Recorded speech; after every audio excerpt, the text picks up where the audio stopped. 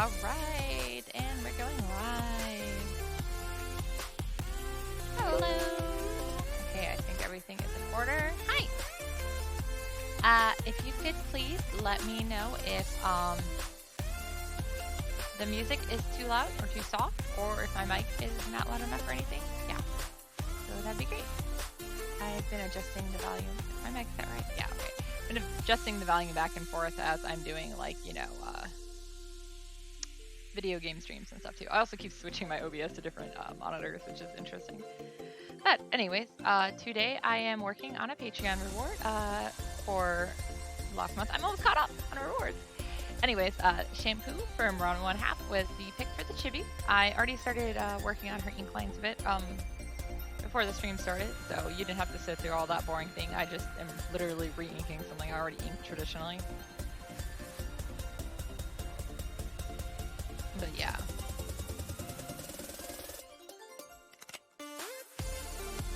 And in totally more exciting news, this isn't particularly exciting that I'm coloring shampoo, but anyways, all of my emotes that I submitted, that I was able to submit for now, I have 3, have all been okayed, so you guys have emotes to use now.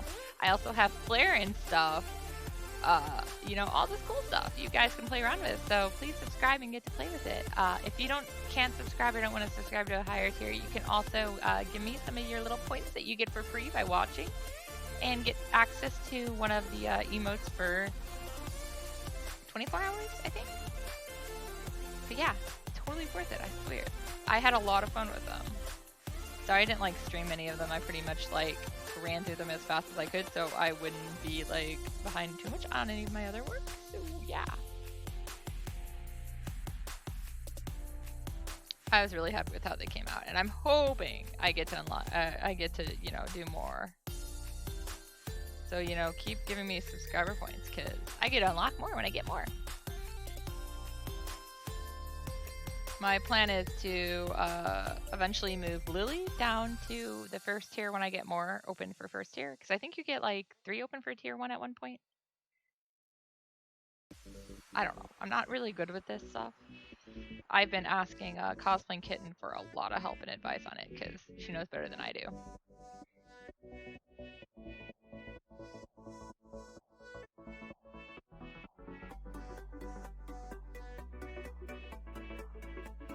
But yeah, I actually did a total of 6. Only 3 are up here right now because I can only have 3. 1 for each tier level. But if you guys are on my Discord or join it, which you can find in the link that Nightbot likes to drop, yeah, you can get it that way too. So you can play with them early, including the other 3. And I'm only 4 Patreon away from my goal for the year. Well, one of my 2 goals. I had either or goals. So if you guys haven't yet, for $3, as low as $3 a month, you can have, there's higher tiers as well too. You can become my patron and have a chance at free art like this. This was a winner from the $3 tier, so.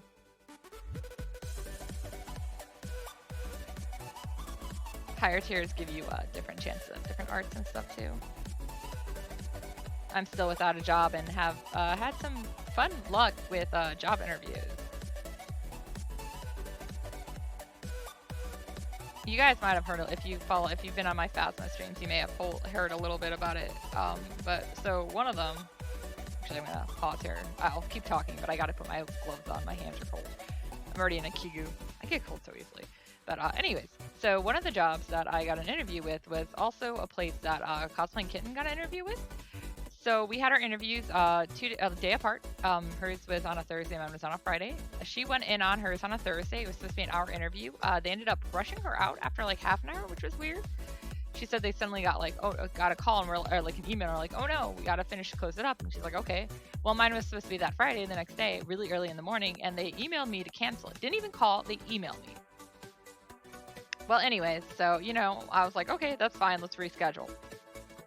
Yeah, that was 2.5 weeks ago now, I guess. I emailed them again. I don't have a phone number for my contact there. She only ever emailed me and did not sign her phone number in the thing. But yeah, so I contacted them again and was like, okay, what's going on? Still haven't heard anything. But yeah, so obviously they're not scheduling an interview with me. or rescheduling it, I should say. I'm a little miffed about it. That's very unprofessional. I mean, also according to Cosplaying Kitten, she got already got a thing back from them saying that, you know, they went with somebody else for the job, but, you know, obviously they never even interviewed me, so. They were also not supposed to even be announcing that as early as it is, so it's just been weird. But yeah, I was like so excited, finally got a job interview. I did have another one that was on Zoom, and that one I actually did go. I think it went okay. I'm not 100% sure if I'm actually qualified for everything they need done. It's not fully graphic design, so that's a bit of a problem there. That's, you know, my specialty. I am a graphic designer and have been for like the last over a decade now. Yeah, it's been a while. Though I also teach art classes, so yeah, it's just been weird. I don't like it.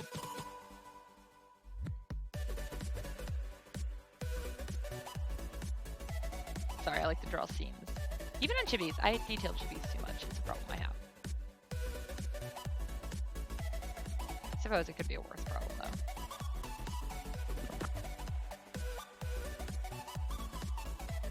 My avatar looks so funny when I drink.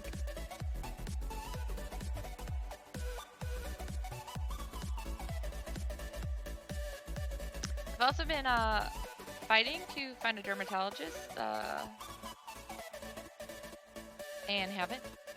That will take my insurance. I have not the best insurance because, you know, no job. So it's like it's not free. I do pay for it. Very little, but I pay for it. It's like, I guess through Medicaid technically. I don't understand all the specifics of it.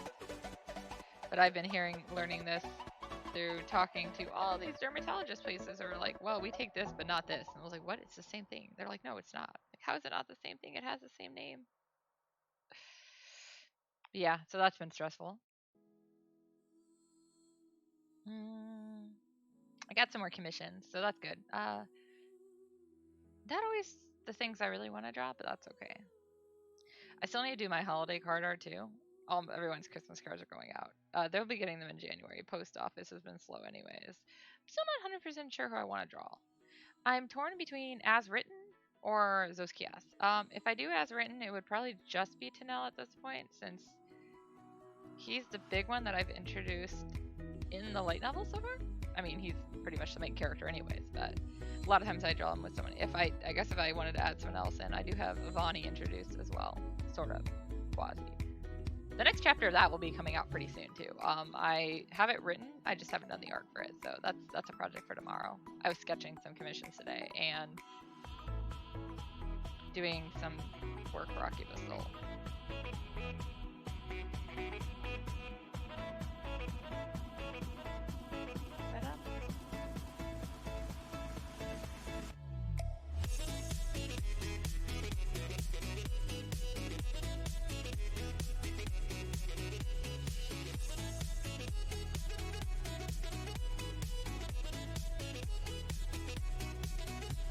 Somehow managed to survive all my bills this month. I've got one more left, so I can survive it. I'm actually very surprised and very happy with that, so that's always good, right?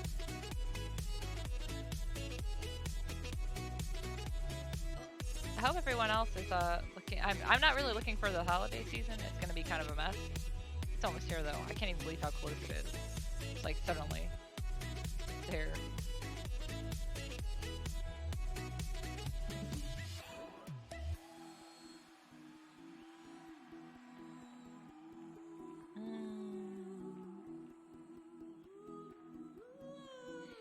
Everyone keeps asking me, like, oh, what are you doing? What are you getting? Like, nobody's getting presents. I have no money, no time.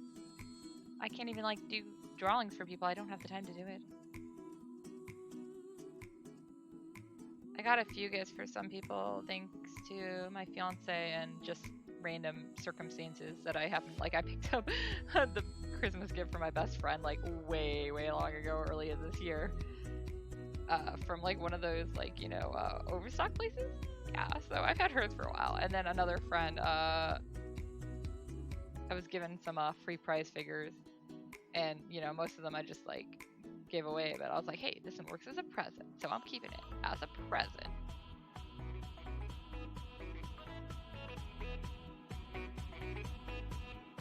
Everyone else is probably gonna get a lot of cookies.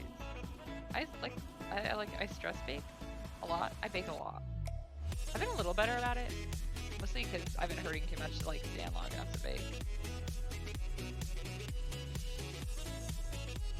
Oh, I didn't do her legs. Oh, I was like, am I done? No, legs. Most people have legs. In fact, most of them have two. Did you know that? Facts, man.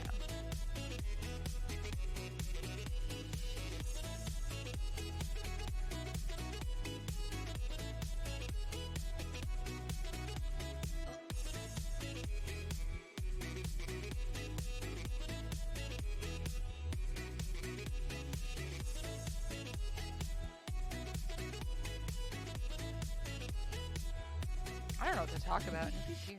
Just talking to myself again. I mean, okay, I should say there is somebody here. They just aren't saying anything. Which is okay. Thanks for the view.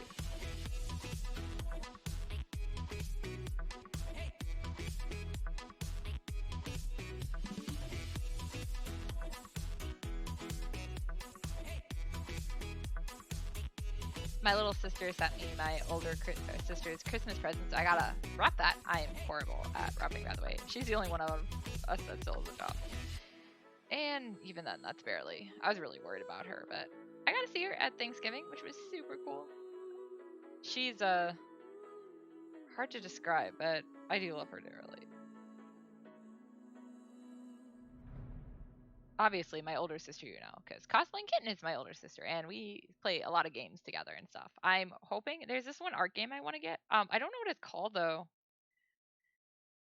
which is the problem. I haven't been able to track down the title yet. But Kizuna Ai and Mirai Akari played it, and like one person draws the top half, like you get a word. So like for instance, one of the words they got was flamingo, and so one person draws the top half of the flamingo, and the other person draws the bottom half, and then like at the end it combines it. I just think it sounds really fun, and it's a good game for cute artsy type people. Because obviously Cosplaying Kitten is artsy too. If you don't follow her on Twitch already, you should. She does miniature painting, video gaming, and art. So she does 3 streams a week scheduled, unlike me, which my one random stream a week scheduled and all the other random ones at night.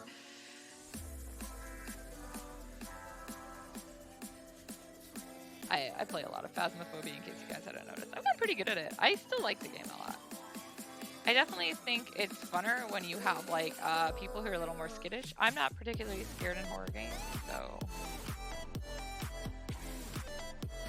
yeah. Anyways, what I was talking about, yeah. So I figured it was a good game for us to play if I can get a hold of it. I just don't know what it's called. She did do one like live stream with me, or like besides Phasma, we did that Cat Saves Halloween. Was that only last week? I don't know. All the weeks just kind of go together. But yeah, that was the weird situation where she was at my house and had to stay there with us for a while she was, well, her house was getting up to safety standards after the fire in the building next door. So, I opted to do that instead of my normal stream, and it was fun. That game seems to be pretty fun. That stupid trampoline thing, though. I do want to try to go back and play it, though. I just wanted... What were we going after? I don't know. I don't even remember what we were going after. I hope it saved all the data, though, because that's going to be a pain. I don't know how these like, some of these games work. And I didn't stream it, but later that night, or not that night, one of the nights, we all played Overcooked. Too Much Wong, her and I played Overcooked too. So we tried that. We actually didn't do too bad. I was surprised. I thought we'd do worse. So that's a game I may do some streaming too. I still want to go back and finish Final Fantasy IX, so I'll probably do most of that on stream, but I may just play some of that on my own. I just haven't had time again. So right now, this is my only time to do stuff. Not art. I've been doing a lot of art all the time. Which is also why sometimes I don't want to stream it, because I'm like, ugh. But I'm trying not to, like, I'm trying to mix it up. I don't really want to set a second day for streams because it's so hard. Because I was trying to avoid schedules of my friends, but you know, when they take out the entire week, it's near impossible.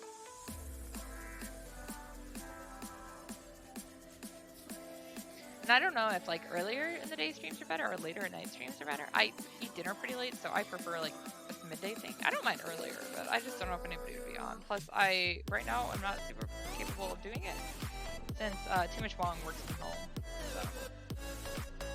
So we generally sit my computer and his computer in the same room. And it's a laptop, so I can move it, but oh, it's a pain in the butt. Especially because I have to move everything else with it.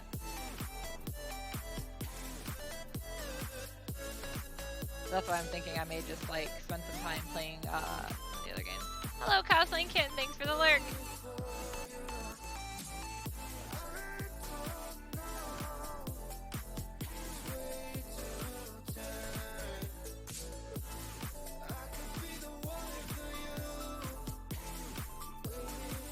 Yeah, so I may end up playing those and not streaming them. I mean, I guess I could always play them and like record it, but that would literally be me talking to myself.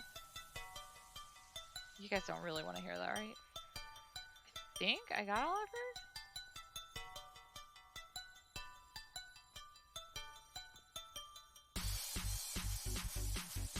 Meow. Painting dog faces? Oh, like on the miniatures. Oh my god, I thought you were like literally painting dog faces. Like you found dogs and you were painting their faces. Like what are you, like a circus clown dog? Wait, what would that be? Just a circus clown, right? Face painting clown. I don't know.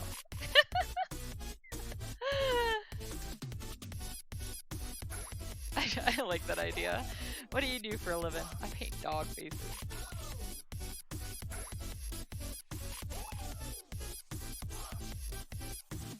Oh, let's see. That's cool. I forgot what I was doing. Sorry, guys. I do that. My superpower is I have no idea what I'm doing. No, I forgot something. Why didn't you guys tell me? Because you guys didn't know. But that's besides the point. I forgot her blush lines. There you go. Go indeed.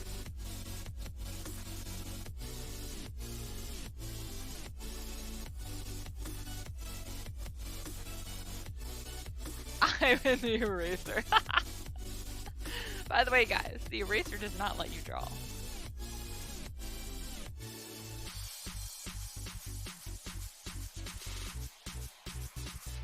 See, how does that look? Oops. I think I like that one. Let's just wing it. That looks a little better, I think, maybe?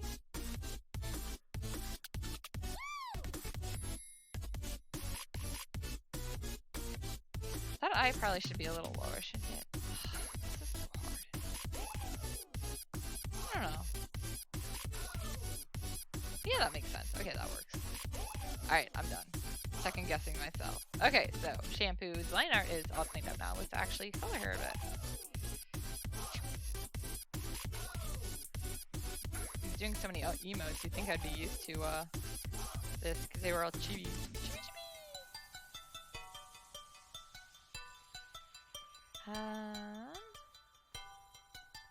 Okay, I have an internet window up here. I'm just gonna go grab it. So I forgot to save it already, because, you know, don't worry guys, I'm a genius like that. I just want to steal Shampoo's colors because I'm lazy.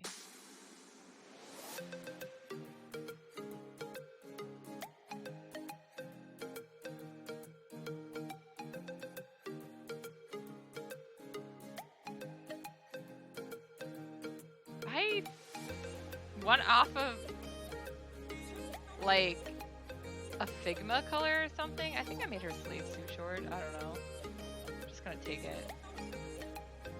There's so many different variations of her clothes, it's hard to find. Alright, so we'll just do this. That almost doesn't look... Oh, I can always tweak it. It doesn't look purple enough for me.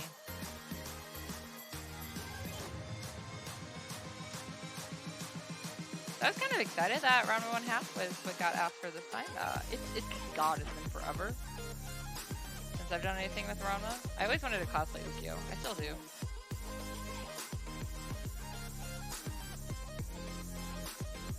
I wouldn't say it's a particularly good series, but it was fun, and it's part of my childhood.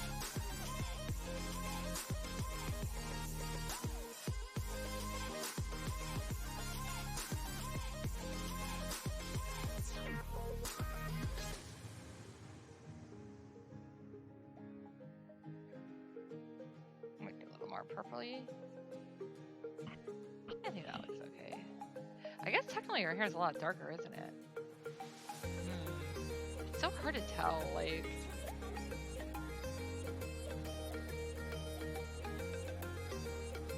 The shading style is so weird from that series.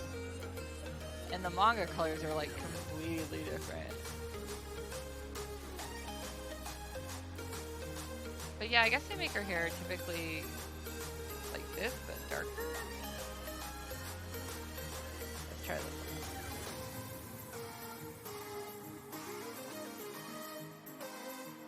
I think that's okay. Some of them make it really dark. Maybe I'll have some more purple.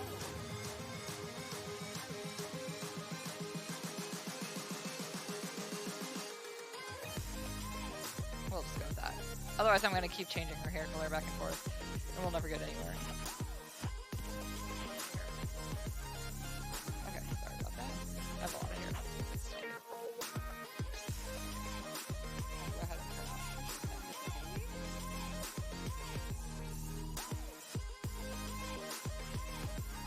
I don't know why I always start with the hair.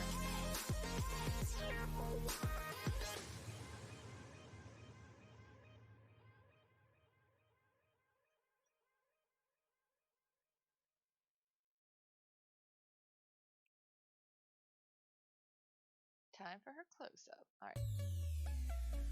We gotta clean up these lines now.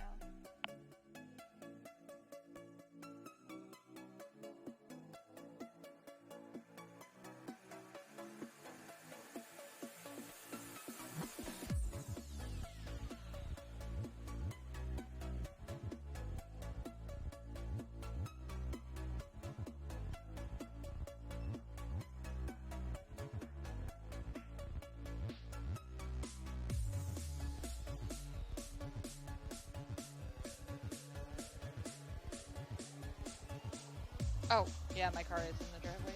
Sorry, I forgot about that.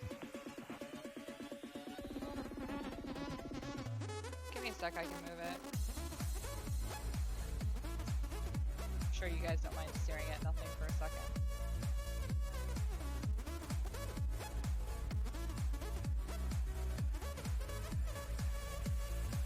We only have a single wide driveway, so it's kind of a pain, but... Yes, it has to be. Alright guys, I will be right back. I still have not made a be right back screen, so you just get a stare at Shampoo's head for a second.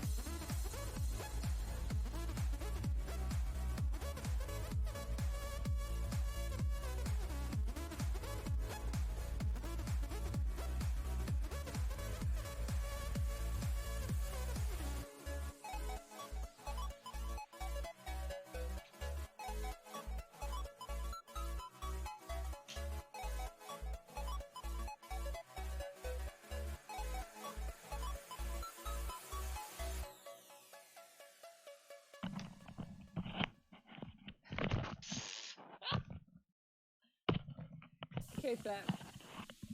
Obnoxious noise of me whacking myself in the face was not enough proof I am back. I just ran outside in a Kigu to move my car. So yeah, that's the most annoying thing about the place we're renting is that we only have a single wide driveway.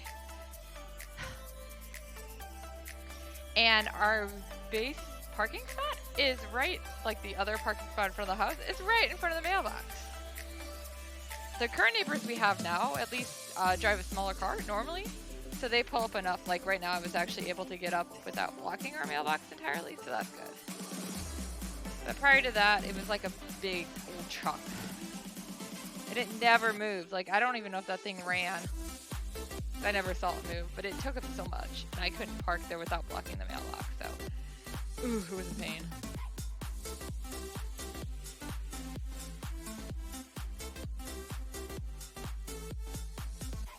We're looking for an actual house, and one of the requirements is double wide driveway, preferably 2-car garage. I don't actually care about parking in the garage myself. I just don't want to have to worry about having to constantly move my car. Plus, we may eventually end up with a third vehicle because Akiba still might need one. Get a lot of figures to take in. Ironically enough, we have a big order coming in, another pallet worth of orders coming in this week. Thursday is the estimated date. And anyways, the company messed up and is shipping it to our billing address instead of our shipping address, which means they're going to try to bring it down a small street into a residential area. We're like, oh boy, this is going to be fun. I mean, the plus side is at least I don't have to lug it home later.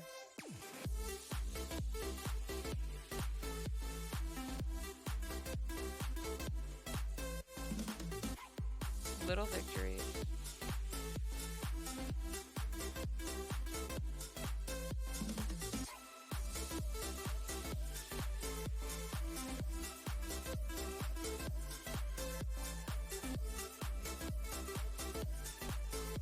So my little sister texted me a little earlier to tell me that it's 70 degrees near her. Jelly. It's, 30s here. I'm freezing. That's in Fahrenheit. Despite the fact that I use Celsius in Phasmophobia, in real life I am a Fahrenheit person, unfortunately. Because that's what America is.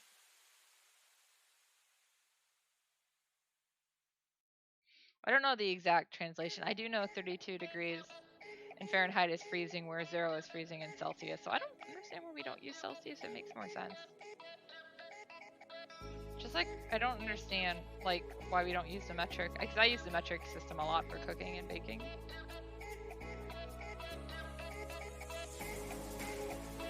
But we all know.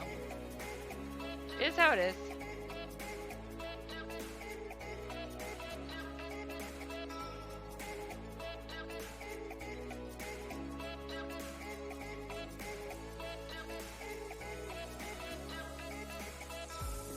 Even if I don't finish this on stream tonight, my goal is to finish this. I would also like to get more work done on Yuri and Flint, because that's, September's full winter. I want to go through and actually start working on the next one. So I've just kind of been stuck on that one and not had a lot of time to work on it. I think I'd be better working on that one just off a stream too. I don't think I ever worked on it on a stream though, did I? Probably not. I shared a work in progress with you guys on Patreon for those who follow me. You can only see work in progresses though if you're in like tier 2 and higher. Now I am mean like that. No, I'm trying to influence people to want to give me more money. I am redoing some of my tiers and adding some additional tiers over the course of next year. So I am still kind of testing out the waters to see what people think. I haven't gotten a lot of feedback, which doesn't help. But I am a small artist who does not have a huge following, and that's okay. I wouldn't want to be particularly big, but I just want to be big enough. Honestly, I'd prefer people read my books. I feel I'm a better writer than an artist. But I like drawing, so I'm going to do it. Fortunately, I don't think there's any way I could really stream writing. Like, would you guys just want to sit there and watch me write on a typewriter? I don't use a typewriter, I use a Microsoft Word. I use a Microsoft Word, a computer. I also consider doing like some live readings and stuff, but I did that for one of the events I had over Halloween, and I didn't get a whole lot of people show, and it was just kind of tedious. Plus, then I have to hear my voice later. Ugh. I mean, talking like this is one thing, but I am kind of quasi. Hello, Twaifu. Working on an audiobook for Dragon Pillars finally, but it hasn't gone very far because I did not realize how much work it would be. I have like the first page recorded. So I might, I do plan on finishing the chapter at least and then testing the waters with it and see how much interest there is. It'll probably be one of those things that once I finish it, I'll throw it up on Patreon as well and just see what the, because that's like my test environment, I guess, now. Like they've been getting, I've been posting Hannah when I was working on, I haven't done much work on that either because commission, and now that NaNoWriMo is over, I'm not like writing, you know, a couple thousand words a day. I'm back to like my normal everyday life. But yeah, I was posting the work in progress of Hannah on there, so people got to read that ahead of time. Well, if you're tier 2 or higher. And then my light novel is going up on there too. That one you can read as tier 1. Did I get her? I got her. Nice.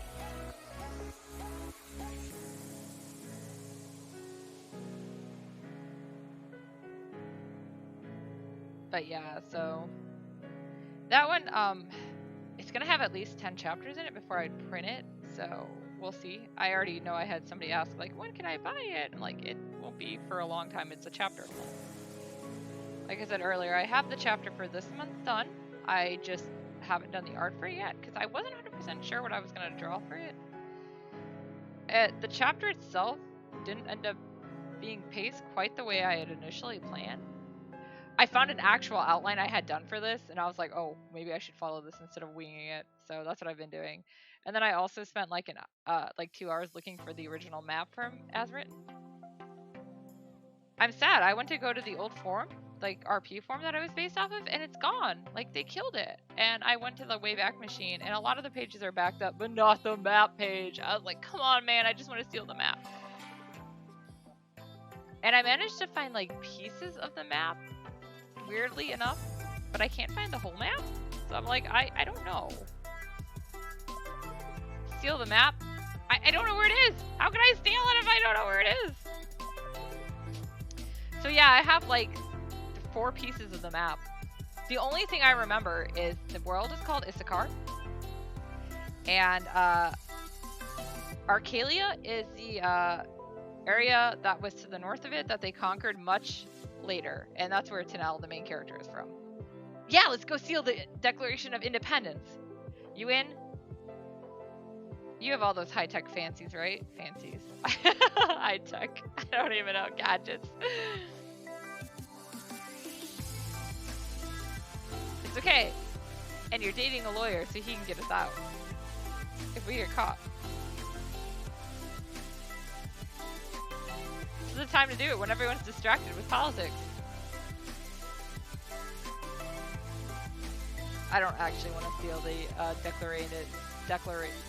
Declaration of Independence, FBI people. Don't worry. Too much work. I knew it.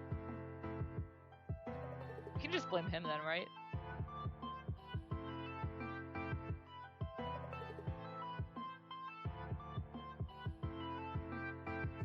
I really like those movies, though.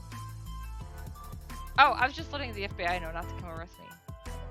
It's a movie reference. I think everyone gets that. I'm noting in case Google is listening. Oh, yeah, Google does listen a lot. I'm so sad we never got the 3rd one. Oops. I really enjoy, like, the campy movies like that, though. They're, like, fun adventures. Riley was my favorite character. I like my nerds. What can I say?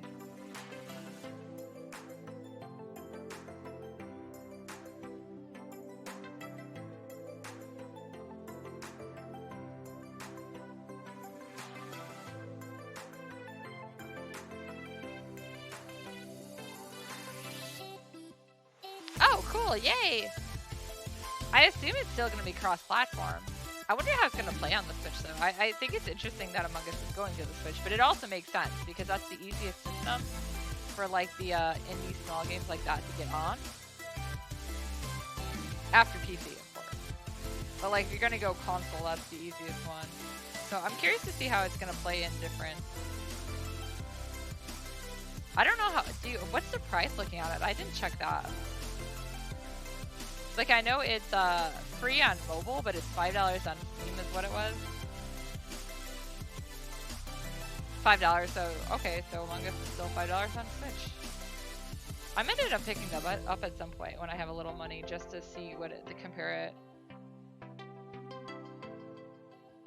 Plus, that way, I'd actually have, like, another place people could play it if I have people over. Yeah, $60 ain't worth it, but $5 is good. I mean, honestly, they're covering, like, their cost of, you know, a lot of these places charge to get it on, so I'm like, that's fine. I understand.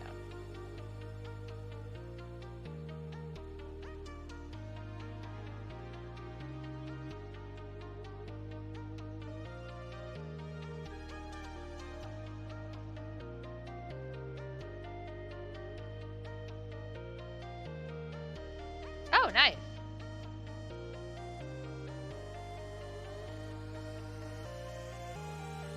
Yeah, I was gonna say, I know it's cross-platform between mobile and PC right now, which is pretty cool. And I know the Nintendo Switch was the system that's been really pushing cross-platforming, so I would not be surprised to find out that it works with PC and the phone again, too. I'll have to actually read up about it. I just saw today that it was announced. I haven't had any time to actually read up on it yet. But yes, you can play with us. I already decided you're sus.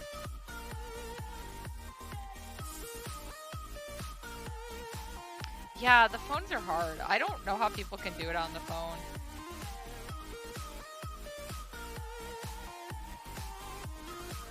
You are always sus.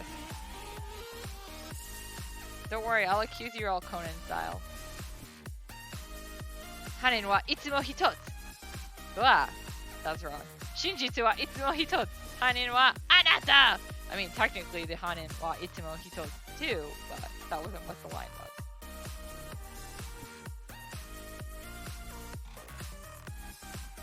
I'm pointing, you just can't see it. I don't have my arms rigged up.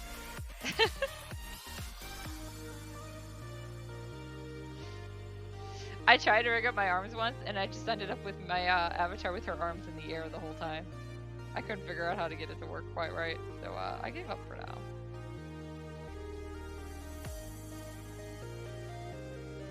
I assume Nintendo Switch also has some kind of voice feature. Although, I guess if you can always do it like how we usually use Discord for the voice.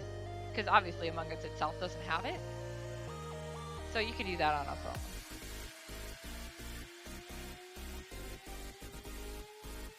But it's got the in-chat feature with the typey chat.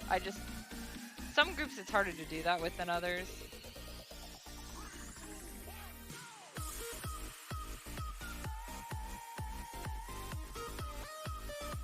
I'm definitely not a fan of playing with randos, though. I prefer playing with people I know. I tried playing with one of my friends and some people I didn't know a lot of his friends in that group, and honestly, it was horrible. I was like, they're all like using information on each other from outside of the game to like be like, oh, though this person's a sus because of that, and I was like, but I don't know this person, so how would I have known that?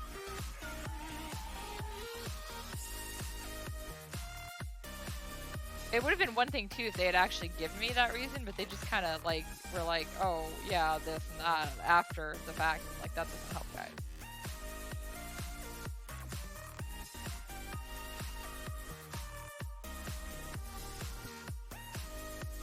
I've never actually played with like legit randos though.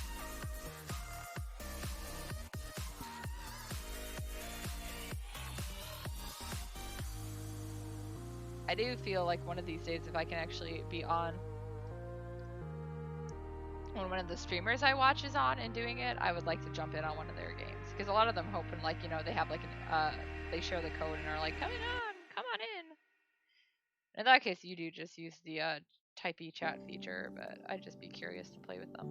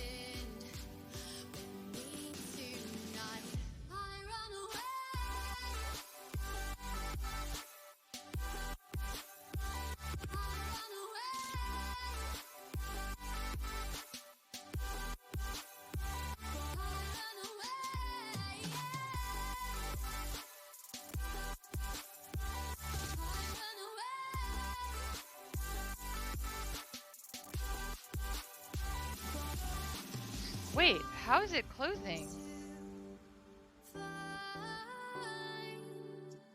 I mean, like, are they out of money? And how in the world are they out of money? Aren't they getting a lot of business right now? This is like the worst time for a hospital to close.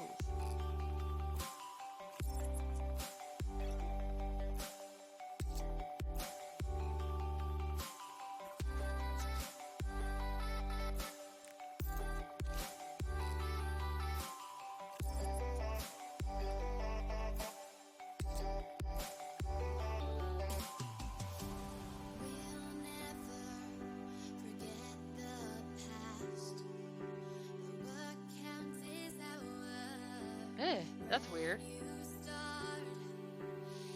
I wonder if it was like one of those things where somebody said, oh, well, we might have to close because of this, and like it got blown out of proportion.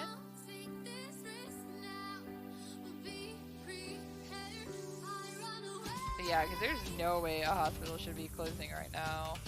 I mean, not saying that it couldn't happen, but... Because there's... Oh, it's a low-income hospital? Yeah, that's horrible, though, because obviously they need it just as bad.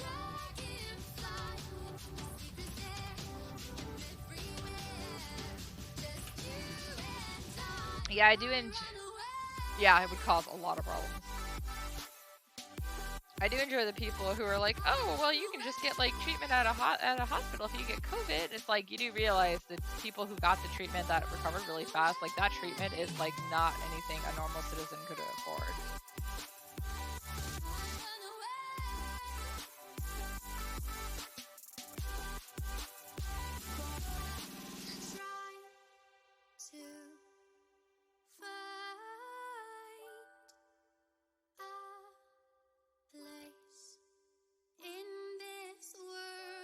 Yeah, I've seen some of the bills from COVID.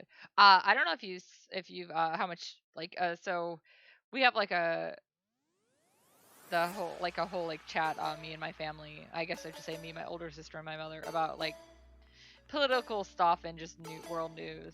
And one of the things that got shared, maybe it wasn't them who shared it, but maybe it was Ray who shared it with me. Anyways, yeah, so like one of the politicians was somehow related to the White House. Anyways, he got it and had to have his left leg amputated. Like the bottom of his left leg. And of course now he's like trying to pay all the observer and hospital bills and can't afford them. Like, yeah, COVID is freaking expensive. Even if you come out of it okay. If you go to the hospital, all for it. Ugh.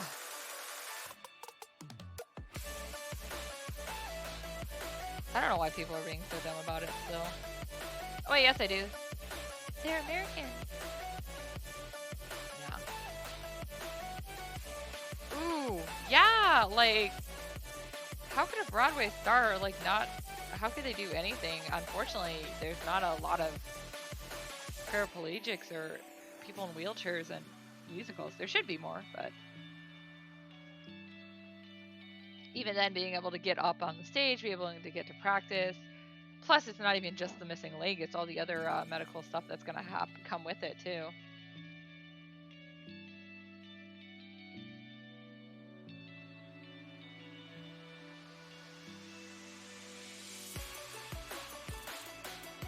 I'm assuming it was because of a blood clot or something. I don't remember what the other one is. I think it was something like that too. I know there's pulmonary issues associated with COVID.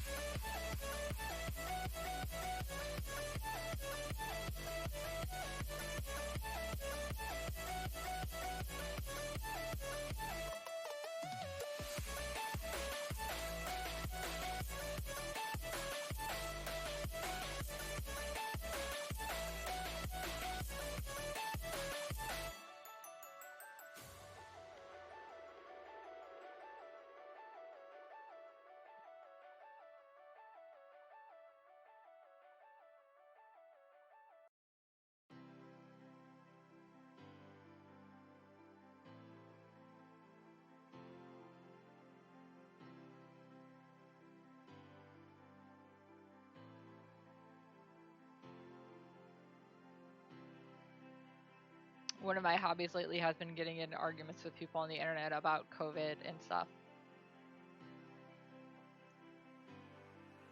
I have a few friends on my friends list who were being very dumb about it.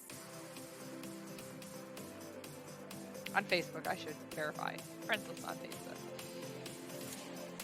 And, you know, for a while I just was like, whatever. I'm going to sit back and not say anything and just, you know, scroll past. But I got tired of it. After knowing people who've gotten it, after knowing people who lost family, I was really good for, like, you know, a good portion of the year. It's just been like the last couple of months that I've been very argumentative. But I'm sick and tired of these people being so dumb about it. Like, dude, we could have been in a much better place if you guys had just, you know, done the bare minimum from the get-go.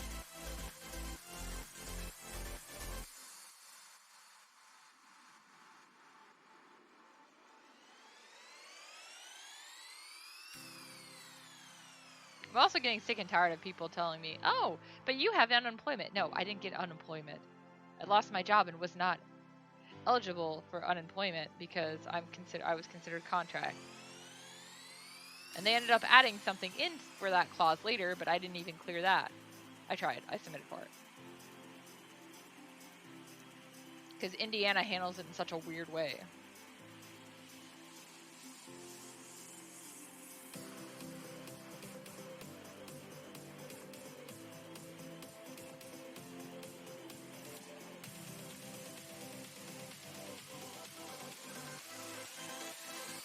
Yeah, I'm definitely angry. Yeah, and I'm also really concerned about COVID because, yeah, I'm high risk. So if I get it, I don't know what would happen. You know, after Kohaku got it, who is also high risk, and she doesn't have half the stuff I do. She has some of the breathing issues. Like, she suffered so much under it, and she is still having major fatigue and breathing issues, even having been over it for, like, how long now. So it's like, yeah.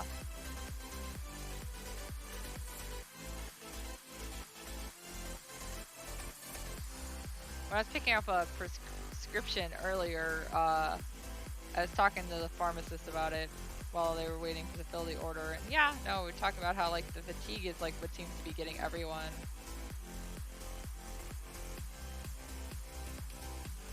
So yeah, there's also that to deal with. And I'm like, dude, I'm already, like, fatigued as hell. I don't need more fatigue.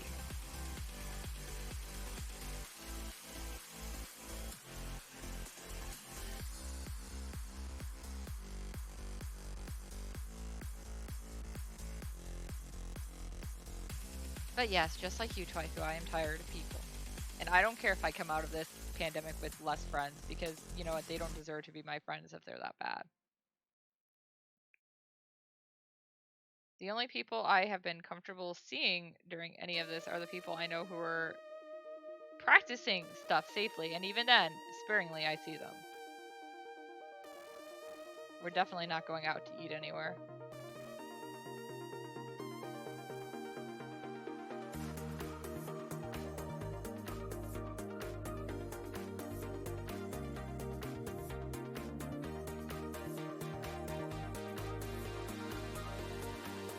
I can't remember who it is, but somebody got upset with me that I didn't want to go out to eat at a restaurant. I also kind of feel bad because one of my friends who keeps wanting to hang out, I have to keep saying no because she keeps going to bars. It's like, dude, no, I can't do that. I think you know who I'm talking about, maybe.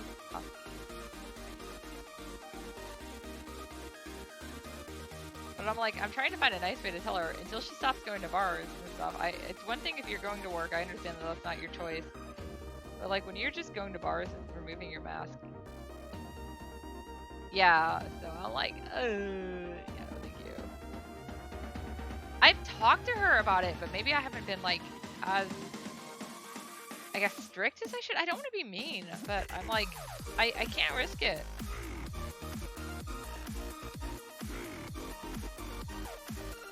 If I get hit by any more things with my health, I'm gonna be like, you know, gone. Granny Koji, here I come.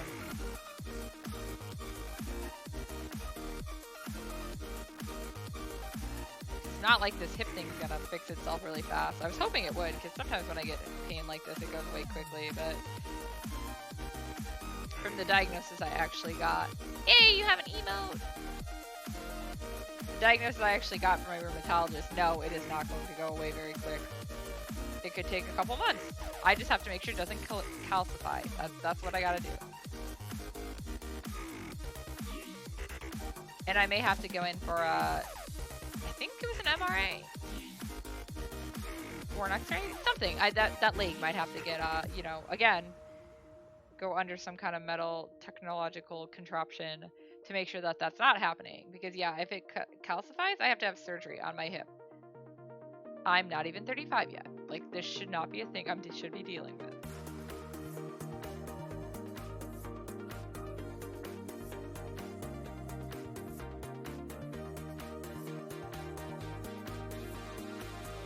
I didn't do my ring fit today because it was hurting too bad, but I'm going to do some of my stretches afterwards, after this. Just lay on the couch and do them. Because they're all like leg exercises, so I can lay on the couch and do them.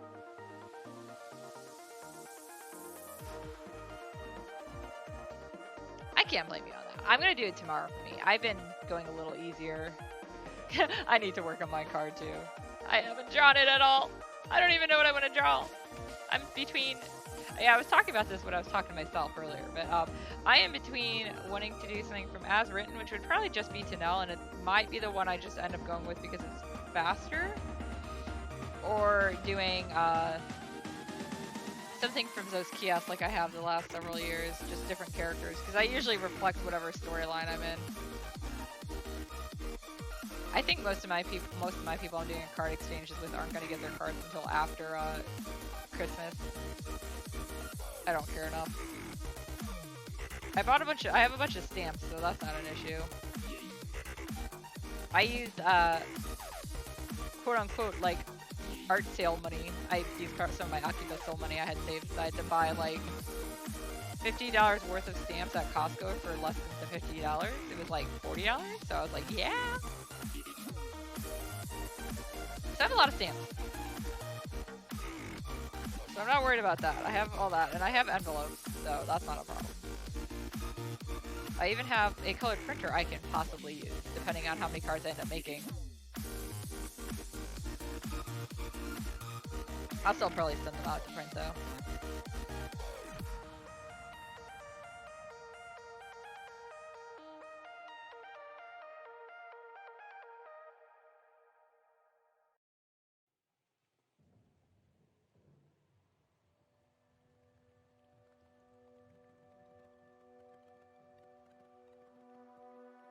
I am definitely the most indecisive person in the world when it comes to things like that, though.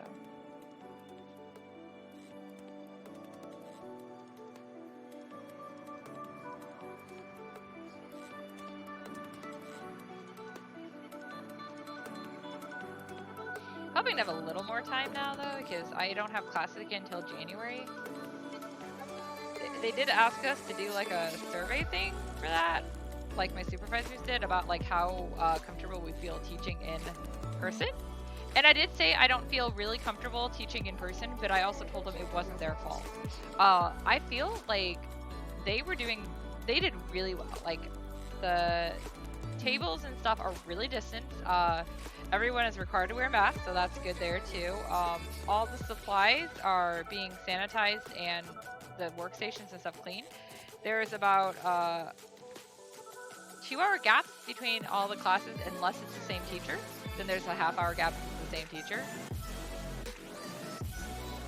But even still with that, like the supplies, they have different sets of supplies for the teachers to use for each class in that case. And they sanitize everything every night.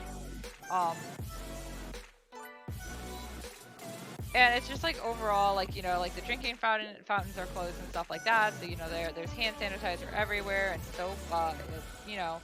So it's not like they're not doing a good job. It's just, you know, it's COVID. It's scary. It's going to be. So I'm just worried because, you know, I'm high risk. I don't think they're not doing their best. I just, you know, you never know. Where am I going? Come back here.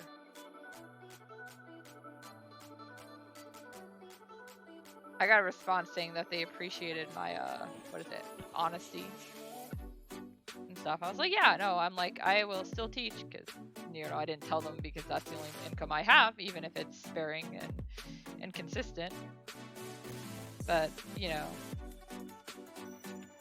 Yeah, exactly. I mean, they even capped classes. So normally my classes have anywhere from, I'm trying to think, like, I think my biggest class was like 15 students? But that was like back when I started. I think nowadays they cap them closer to like 12, which is still pretty big for art class when there's not a whole lot of room and it's a lot of has to be hands-on dedicated stuff. Yes, I know like actual teachers have way bigger class sizes. But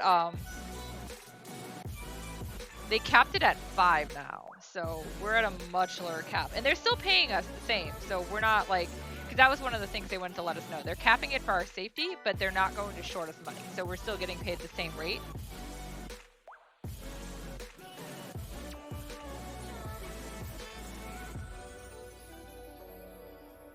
And it's still for the online classes the same too. So yeah, my online classes I think might also be capped at 5. I'm not sure.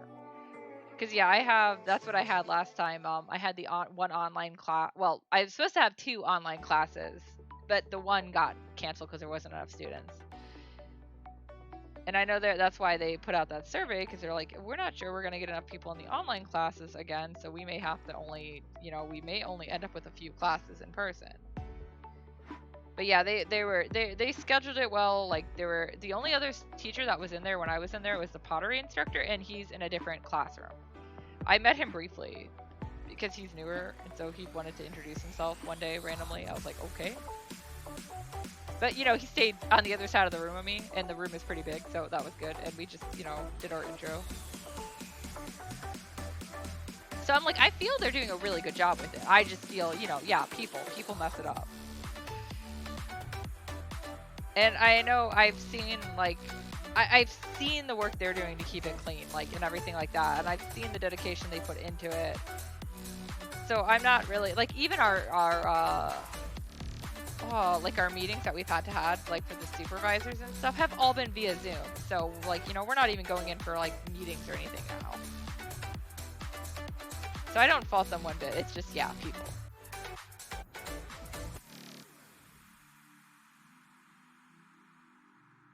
I've had to tell some of my kids to, you know, pull up their face mask over their nose a couple times. I mean, they're always pretty good about it. Obviously not in Zoom. Zoom makes no sense. Nobody's nearby.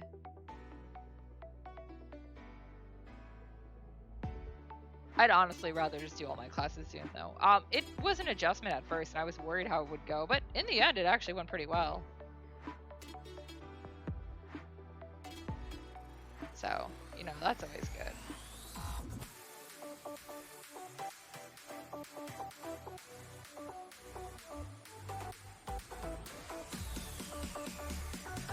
I also like the fact that I don't have to be wearing real pants. I can be wearing PJs and doing class. Not that my kids would care if I showed up in something weird. I mean, it's a manga class.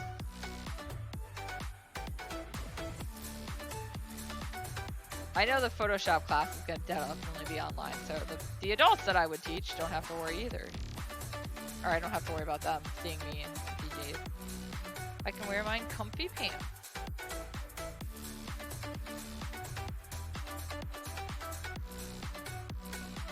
I think the biggest problem I've had with the online classes is some of my students are lazy, and I can't monitor them as well, you know, as I could in a physical session.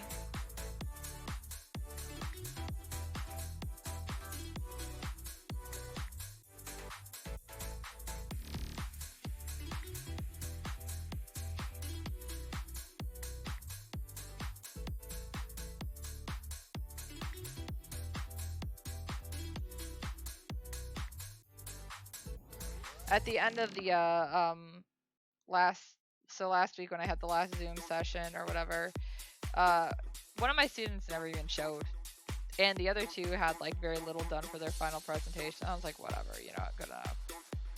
And then all they wanted to do was play Scribble Eye, which is only okay because they actually did do their presentation.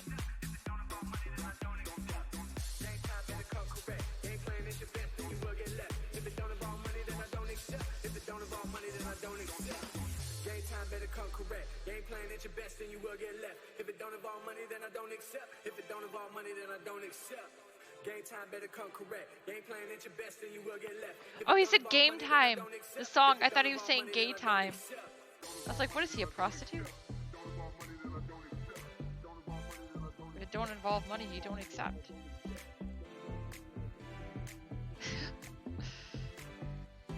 Sometimes I actually listen to these songs. Most of the time it's just background noise. Ni hao! Yeah, shampoo! It's weird English. I had to give Shampoo a kitty pose because she a kitty. Like, what was I calling this layer? Hi. I was literally calling it hi. H-I-G-H, not H-I. I don't know. This is that random pretzel radio channel, so it just, you know... All I do is tell it, hey, I want this kind of style of music. I picked happy music, believe it or not, like upbeat happy. Some of the songs they've given me are not always upbeat or happy, but, you know, whatever.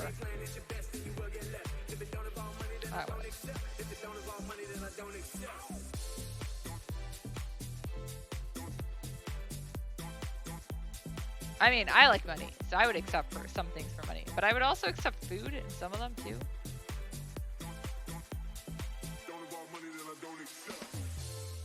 Unlike this guy.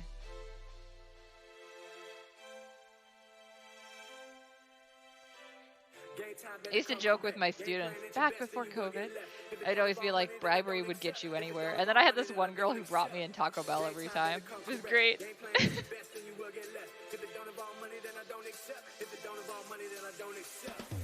Like, her mom would always want to like take her to grab a snack after work or her school or whatever, and she just always, I guess, wherever she was coming from, there must have been a Taco Bell nearby, because I was like, I have no idea where the Taco Bell out that way is.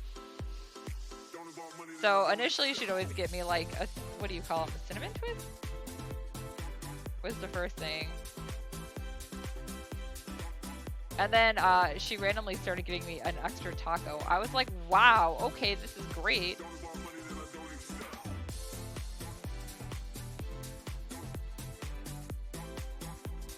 I should also point out my class is not actually a graded class, so.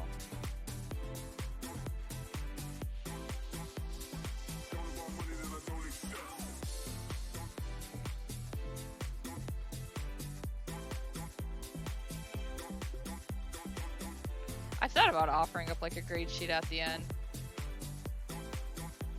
I want the kids to have fun with it, but I also want them to freaking do their work.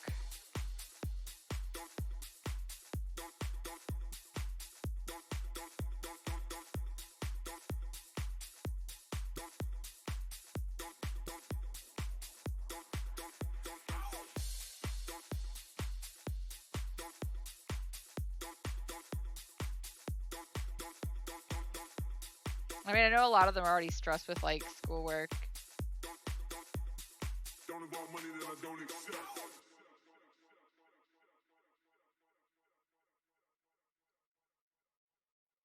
But yeah, it's kind of depressing when, like, you know, they don't even try to get any work done. And a lot of them do get overwhelmed with it, but they never bother to tell me that they're overwhelmed with it when I'm asking, are you okay? Do you know what's going on? Do you need help? And they never say anything until, like, you know, 2 weeks before final presentations, and they're saying, like, I have nothing done. I was like, what do you mean you have nothing done? You've had 7 weeks to do stuff. And I mean, I check, like, their progress as they go, but not all of them want to show it to me. So, like, the first 2 weeks they have to show, or the first 3 weeks they have to show me stuff. But, like, after that point, I give them a little more freedom. I still try to encourage them to show me stuff, but, you know, yeah, it's kids.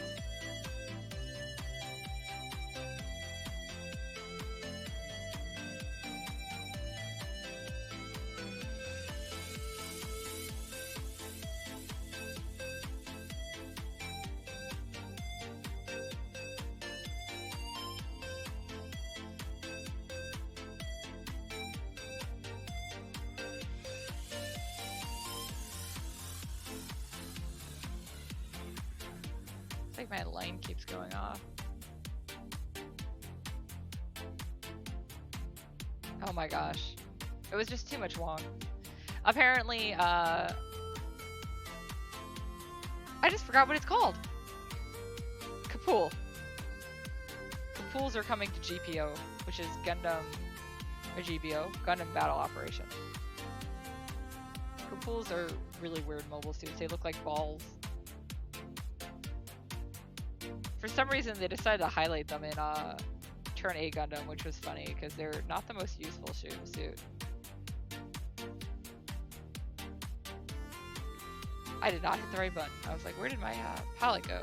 Nowhere, because I didn't even pull it up.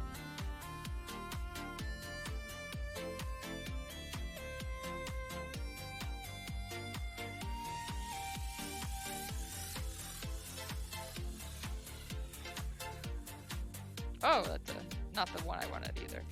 I'm really good at this today. Let's grab the wrong tool.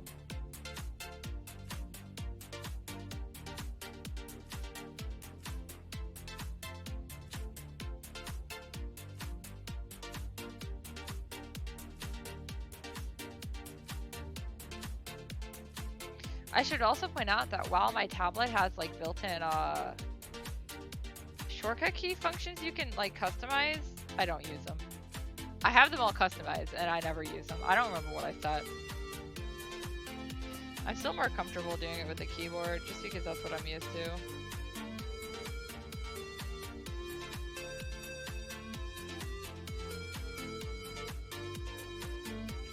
I mean, as it was, I used a mouse for all my art up until late high school or late college. Sorry, late college.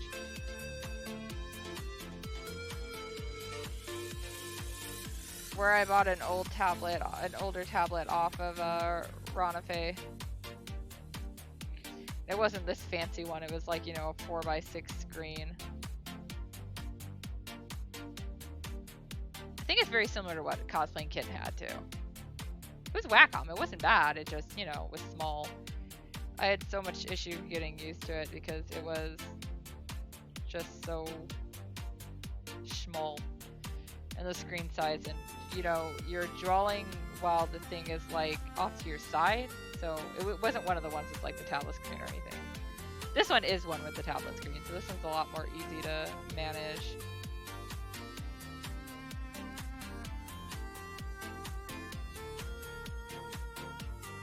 In the future I might look at, oh that's okay. Welcome back. In the future I kind of want to look into like a larger tablet too. This one's a 13-inch screen. I think if I upgrade again though, this is Artisol is what I have. It's like a brand from Taiwan. It's, you know, nothing fancy. It's about half the cost of the Cintiq equivalent. So it's a 13-inch screen. It's not bad. I obviously, I use it a lot and I've really gotten used to it, but I kind of want to get a bigger screen in the future. I might go Huey in for the next one, but we'll see how much money I ever have. Because that's always the problem, isn't it? Money.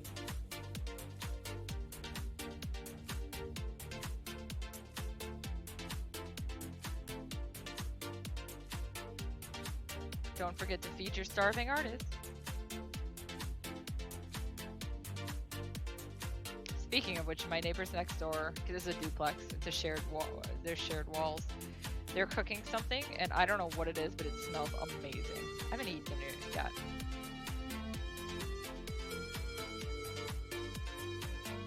I also only had croissants and sausage for lunch. I don't have food here. Too Much Wong is at a dentist appointment, so he's bringing us something back, because he won't be home till late. So yeah, it's just me in the house with the cats, me on my lonesome.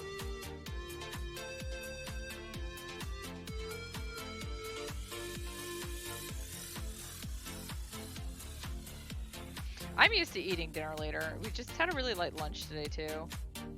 And earlier than we've eaten in a while.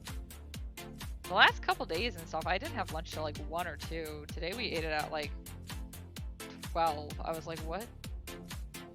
I mean, that's the time I ate lunch back when I worked, but I'd always try to take my lunch break like right around 12, because I was like, screw that, I'm done. I always took a working lunch though, so I ate while I worked, but still. I go start heating up my food around that time.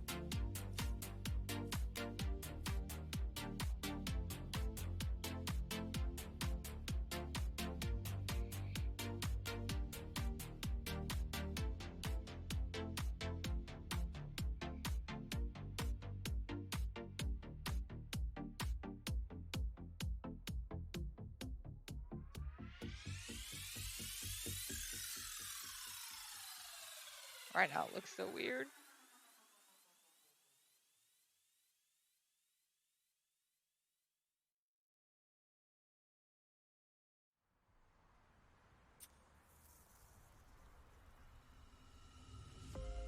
No matter where we go, our memories won't fade away.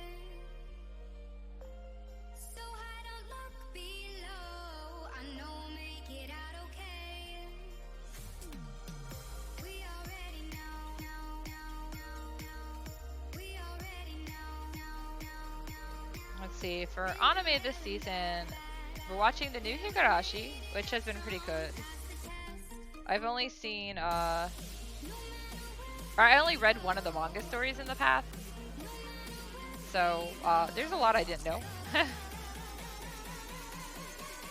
I need to watch Moriarty yet. I do. But that's what we're still getting through Gundam, so it's hard for me to watch the series without Too Much Wong. But he wanted to watch Higurashi and then Attack on Titan. So we're also watching the newest season of Attack on Titan, which has me going, WTF? Like, where are my main characters? I don't care about these people. I don't know them.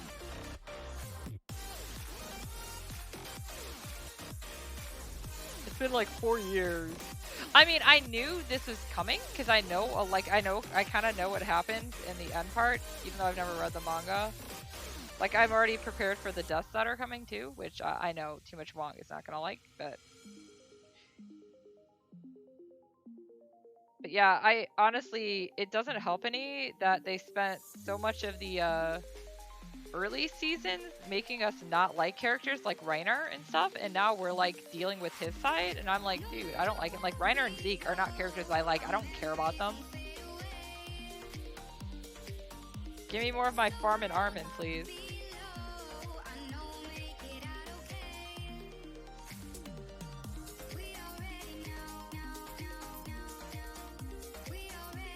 Oh yeah, the opening is terrible. But yeah, I want to watch the Moriarty one. There's a couple of other detective-based ones I want to do too. I mean, not that Moriarty is like true detective-based, but I still want to watch the Millionaire Detective. We're in Gundam Seed, although we're getting near the end.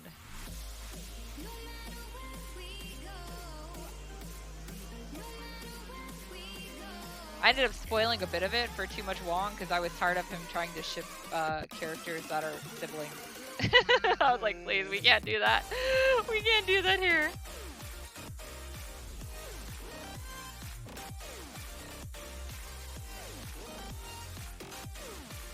But yeah, we're almost done with Seed, which means Seed Destiny is next. We'll eventually get through Gundam. we've slowed down because Seed is not the most. We're finally into the interesting part of Seed, so it's going a little faster again. But yeah, Seed is not always the best, and the most interesting characters are not actually the main characters.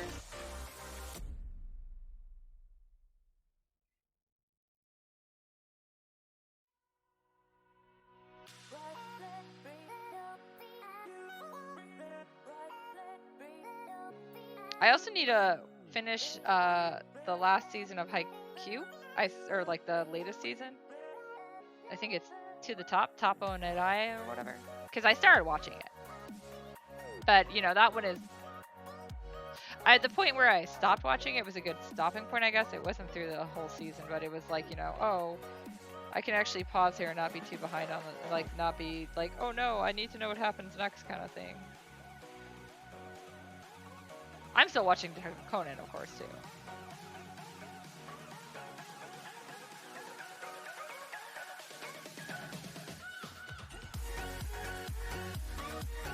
I'm really waiting for the Given movie to come out.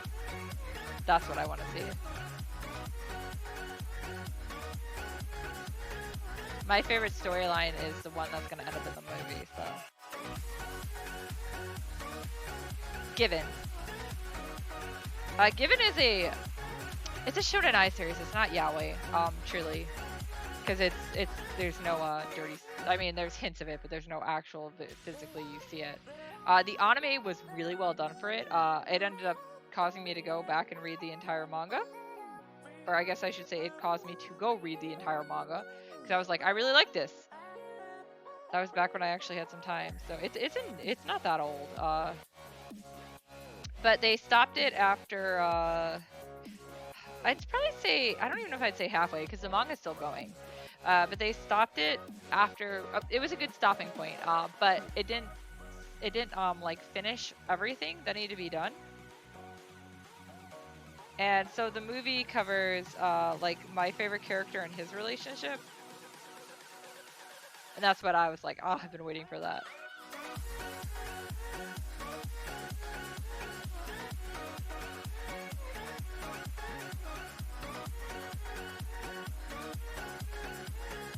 I'm gonna squeeze so hard when they do the scene on the beach. There's also another, I think it might be being done as a movie. Umiya Stranger. It's also another Shonen Ai series. That is randomly getting animated, and that one is so sickeningly sweet. I love it. I like the really sickeningly sweet storyline.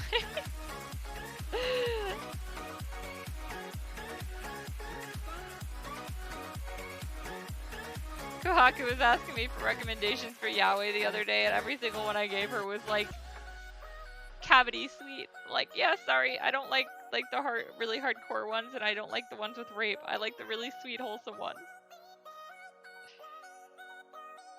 You guys read romance, shoujo romance. I read romance yaoi. That is actually how I get my romance fix, though. I find most of the time the romance in yaoi is a little more realistic than in shoujo. Not always true, but on average. There's some good shoujo out there, I swear.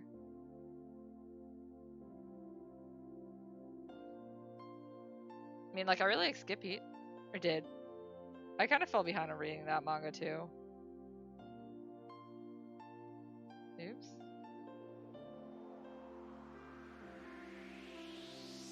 I ended up, actually was the one who picked or watched Hyoka when we watched that one.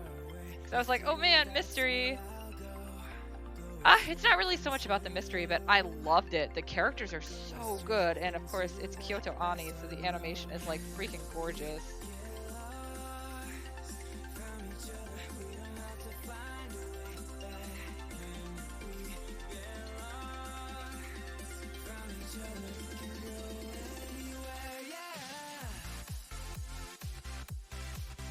I also ended up watching, was it like Sherlock or Holmes of Kyoto?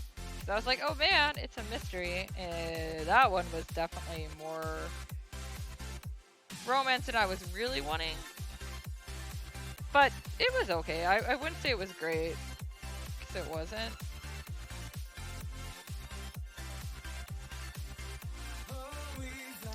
It just, it didn't live up to the, like, I guess, expectations? Like, you don't label it as a mystery show and then do very little with the mystery. But the characters were likable, and that made it, you know, more decent. Like, that's one, like, I honestly think, the main girl and the main guy initially were the most two boring out of there. Even though he's got the, you know, whole Sherlock vibe going on. But once they started adding, it kind of makes me think of, like, Oh My Goddess, where, like, Dandy and Keiichi alone are pretty boring, but once they start adding the other characters, they get more interesting. It was like that kind of thing.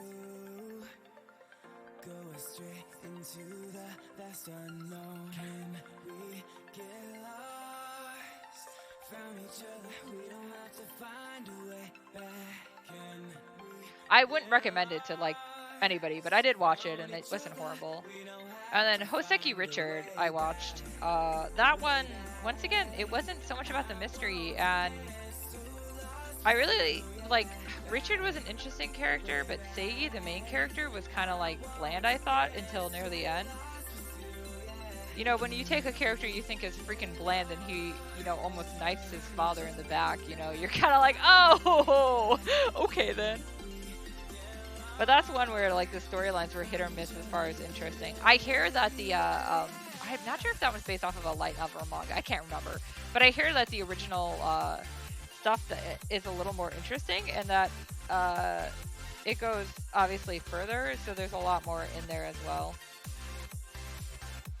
I follow an artist on Twitter who's obsessed with it now, and so I've gotten a lot of, like, I guess spoilers and stuff from her for the later stuff, and I'm like, yeah, that seems more interesting. Because it never got animated, so I only saw what was in the anime. I was just going through this whole thing where I was watching anything that was like, it's labeled mystery.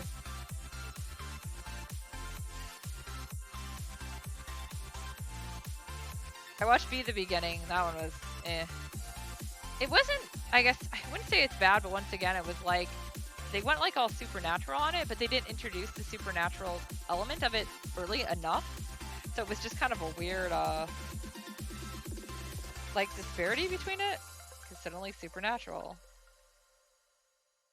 I tried to watch Kyoku Suri, which I think they're calling Inspector in the US, or in English. Yeah, that one was pretty garbage. I still haven't finished the last episode. I've seen everything else, but once again, it's like, you have potentially two really interesting characters with the two main characters, and then they did nothing with them, and they're both, like, really flat. The most interesting character is the only one who's not involved with the supernatural. Well, I mean, directly, she ends up getting involved, of course, because you gotta get her involved in there.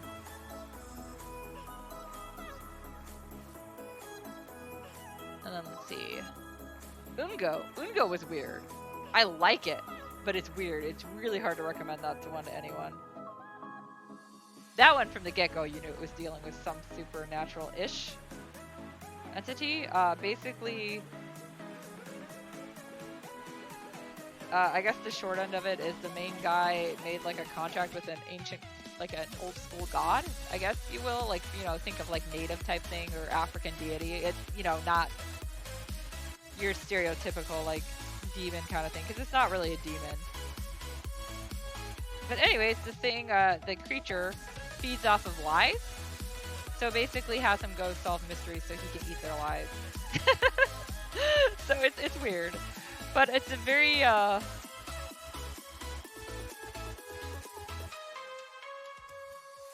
don't know how to describe it, but it was actually a lot more enjoyable than I expected. After, like, when I first was like, oh god, this is not what I was expecting, and then Too Much Wong ended up wanting to watch the whole thing with me, because he was like, okay, this actually seems interesting. So I got him to watch one of my mystery ones with me. I was doing a lot of Edogawa Rampo based stories for a while, which some of them were really good and other ones were like, the fuck? There's still one I want to watch, but I can't find it. There is one of the Edogawa Rampo animes is actually about the daughter of the Fiend of 20 Faces, so I'm curious to see that one. I'm also really wanting to get some of the Edogawa Rampo books, like more than I've actually. I've read some of them, but I want to physically own them. Edogawa Rampo is entirely weird as far as like a writer goes. I don't even know how to describe him if you haven't read his stuff. He's known as like the father of mystery in Japan, but his stories were weird.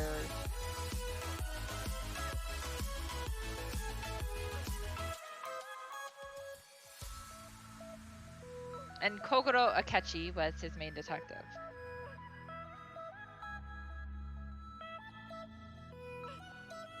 There's a lot of like, I don't want to quite say sexual content because that's not true, but there's a lot of like sexual based stuff in his stories, which is what makes it so weird.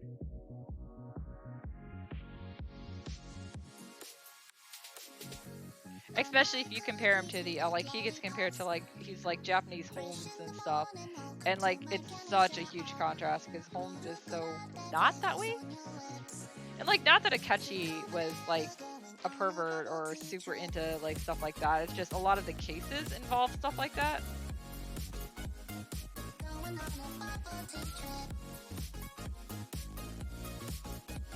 And his little sidekick Kobayashi cross dresses sometimes.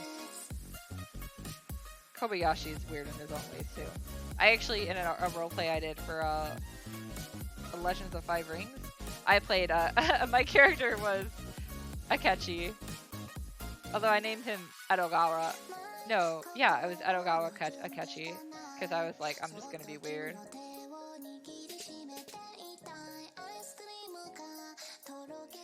Was it Akechi Rampo? Either way, it was something where I combined the names. And Kobayashi was my assistant. And he didn't actually cross-dress by choice in there, but he made me mad at one time because he lied to me. And Akechi's big thing, he always had like a stick. His was he hated lies and being lied to. So when he only wants the truth. So when he found out he got lied to by Kobayashi, the punishment was to run around wearing a maid outfit. So yeah, he spent like several weeks in a maid outfit. It was great. In game. Not, well, I guess I should say, as far as I was playing, in game it was less time than that.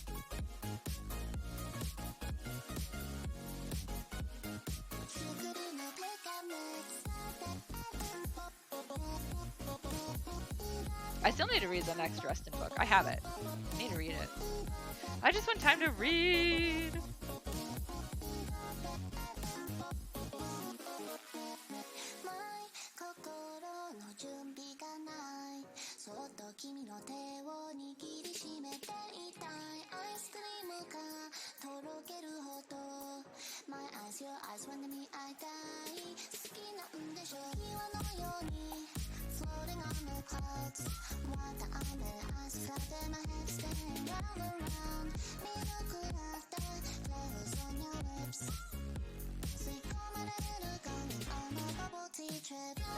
I think I've actually heard this song on Spotify.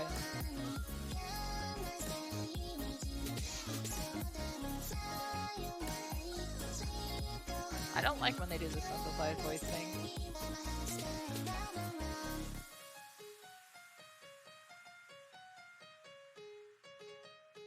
Going on a bubble tea trip.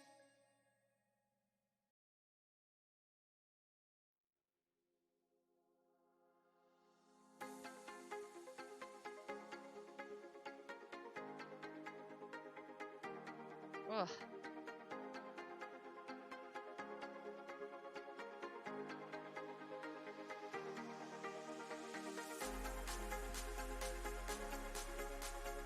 Okay, I didn't accidentally brush.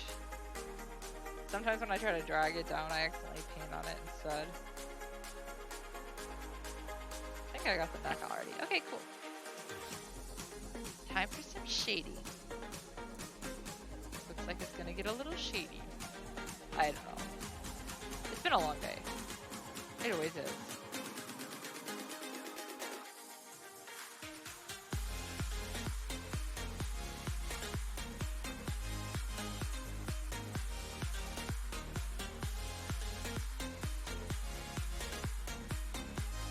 Ow.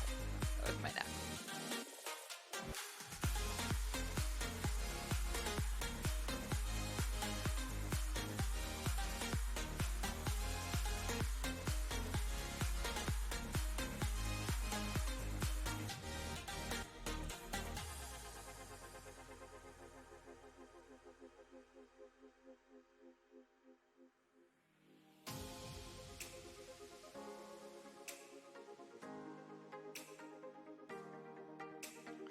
worries. Thanks for stopping by.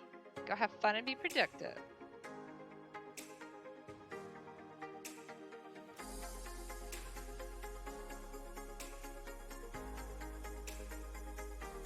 I mean, I'm actually being productive right now since this is something I need to get done. I was very tempted to play video games. I was like, no, I gotta stop doing that. I gotta actually get work done. I sketched out some commissions today and worked on as written, so I did something. Did a lot of stuff for Rocky Pistol.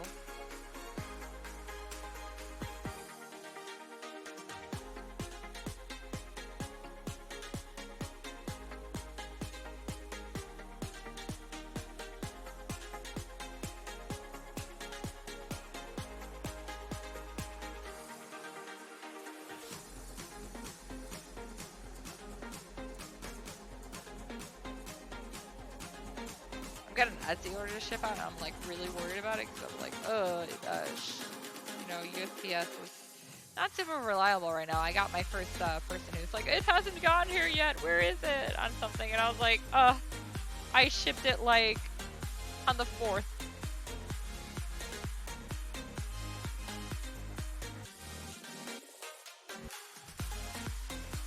And it's unfortunately not one of my smaller ticket items either, so it's not something I can easily just be like, I'll leave some money on it.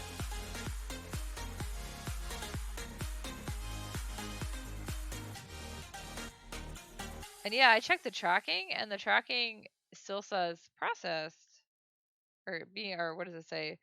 It's been, label's been created? Yeah, like it hasn't moved since the 4th. Like, dude, I dropped it off that day, so I'm like, I don't know.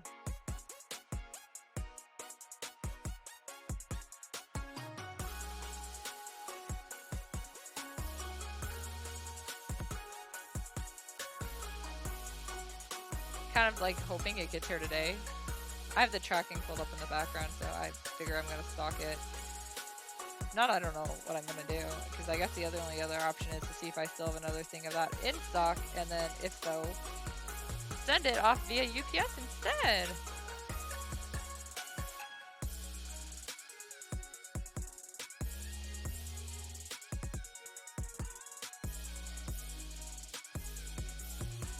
If we still had our automated machines, it would be better. But alas, c'est la vie.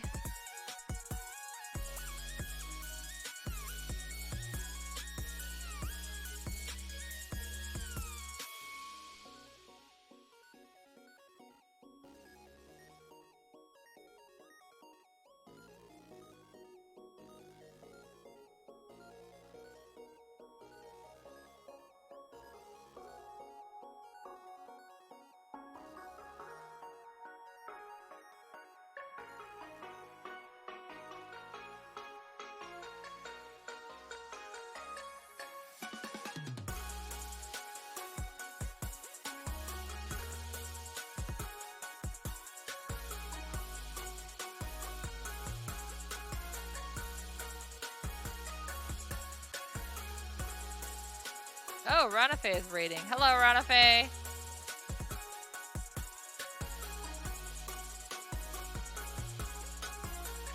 Thank you for the raid.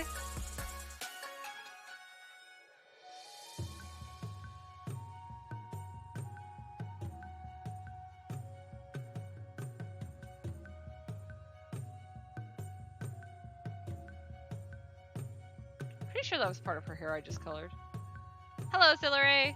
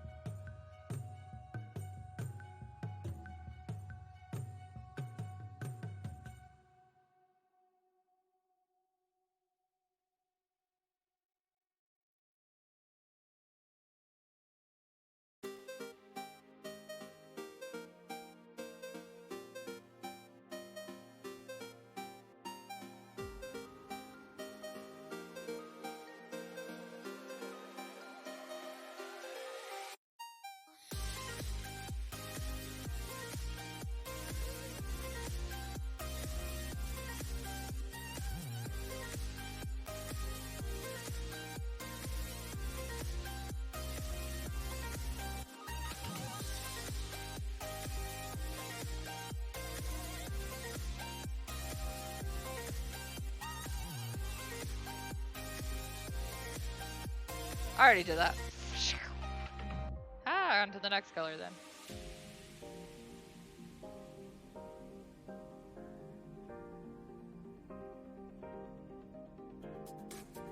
I keep accidentally looking at the wrong screen and then being confused.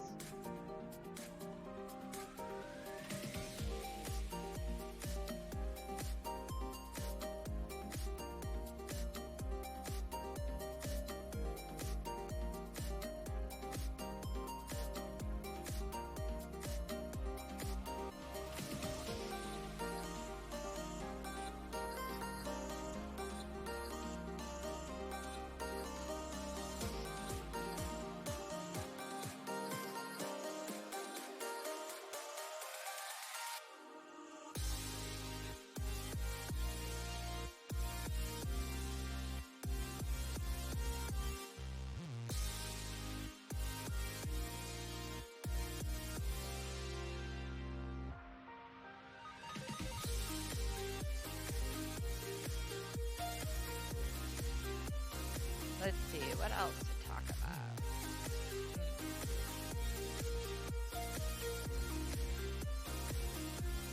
No, I did never find the map. I found pieces of it. So, like, I have 4 different regions in the map, but not the whole map itself. I think somewhere, at least, I should have the world structure saved, like the type information for it. I just still can't believe I didn't save the map somewhere. But yeah, like I found the regions for Acalia, which is where Tanel's from, the mountain region up north. I remember that one. Then I found like Europa, a Marmalade, and there was another one. I don't remember the other one's name offhand. They're all in a folder now. 2 months. What does that mean? Oh, you subscribed for 2 months. I just thought you shouted 2 months at for me. I was like, I don't know what that means. I'm sorry. Thank you for the subscription. I'm dumb. Don't worry, guys.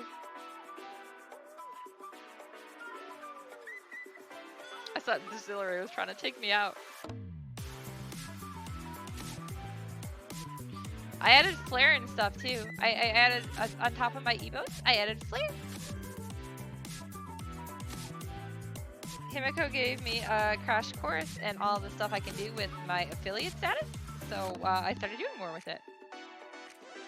I'm hoping you guys can have fun with it. I'll probably be changing some of it around throughout the next several months. But we all know I'm super indecisive and that always is gonna happen, so.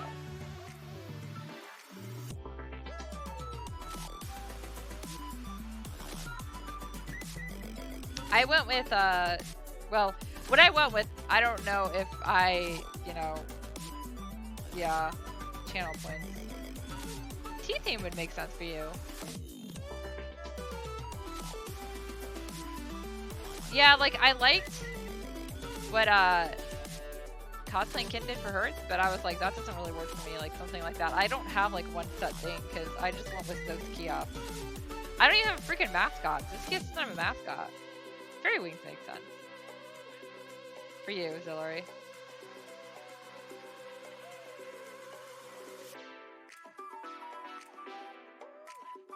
I want to add some more stuff to my channel point stuff too. I don't know. Aw. There's Cosplay Kitten. Yeah, Cosplaying Kitten was kind enough to give me like the crash course on everything.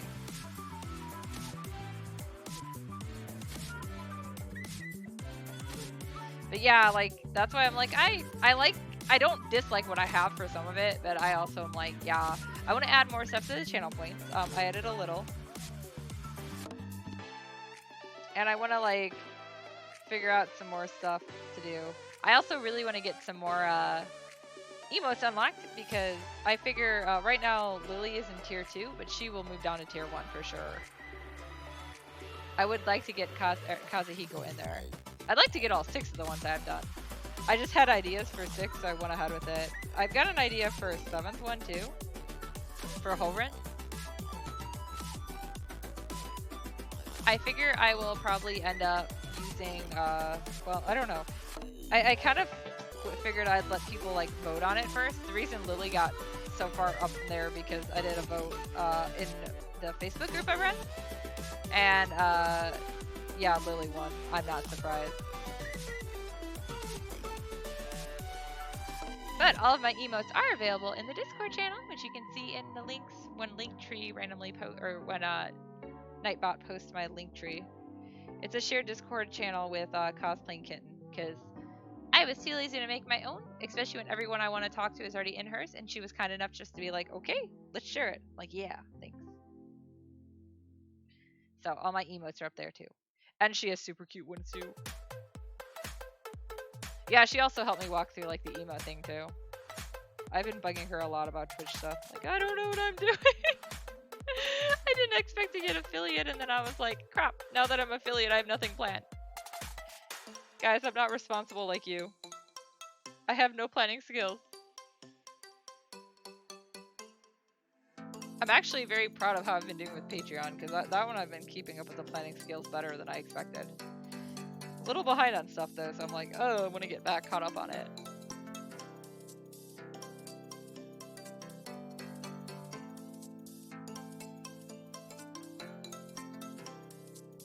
Like, I still haven't drawn the winning poll art from, what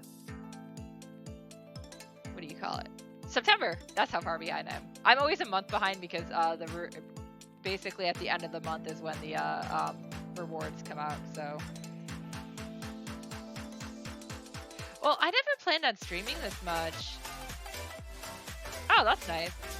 Yeah, I was just like, I really hadn't been streaming, and then like I tried to, because I was trying to stream for a while. I couldn't keep it up back in the day, because I think my Twitch account is a couple years old.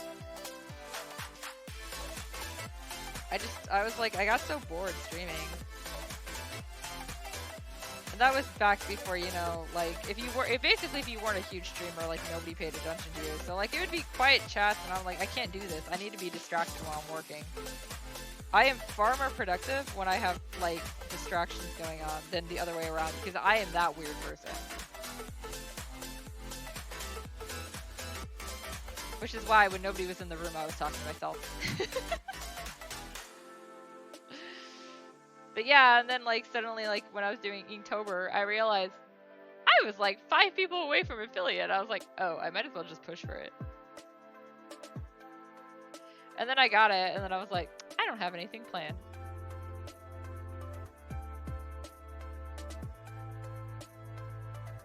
Aw. I'm glad it worked out. Yeah, I've just been streaming more because I have the time, I guess. Then it also, I've gotten, I've actually been, once again, more productive with, like, in some regards, because, like, when I'm doing the art thing and stuff, I'm getting art done that I should have gotten done a while back. But not this one. This is the, November's Patreon, so I'm actually on schedule with this one. That I had to commission to do, so I'm like, I've had her drawn for a while, I just haven't colored her yet.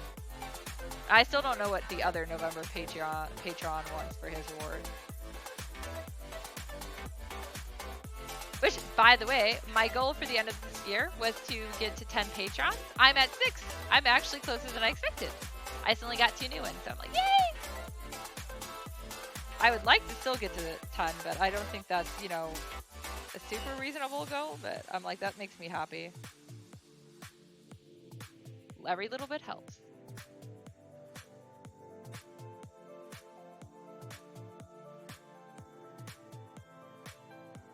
I'm also redoing the structure on my Patreon a bit come 2021. I'm still trying to get some feedback on it, so for those of you guys who haven't yet and haven't seen it, let me know and I'll shoot it to you. It's up on like social media and stuff, places that I'm like, people I personally know, I can just, you know, be like, here, here's an email. Oh, my tummy is hungry.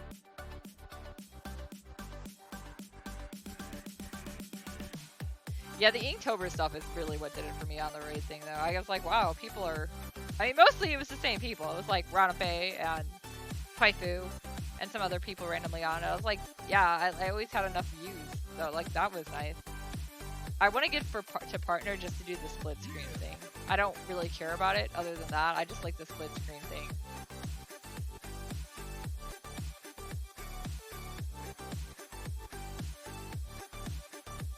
I told Occupus Soul that he has to get partner for me because he's more likely to. And then we can split screen stream. Although he did say it's possible to stream at least two of the avatar thingies on the same one without having the same computer on. Because that's for karaoke, we just do it on the same computer with. We get like, you know, two laptop or two webcams and stuff hooked up. I think that should do for the shading. Let's go ahead and add some highlights. Yeah, but I don't know. I don't really like that. It's hard to follow for me. Like, I couldn't see anything. Everything was so small. I'm also only talking about for like 2 people, not like, you know, 6. I think that's good for that. I definitely plan on trying it out again at some point. I know if Cosplaying Kitten ends up streaming Phasma with me some more, because I usually stream that one when we play, and for a while she was having issues streaming it. Oh, does it work better with 2? Okay, I thought it just always looked like that. I thought it was set up default for 6.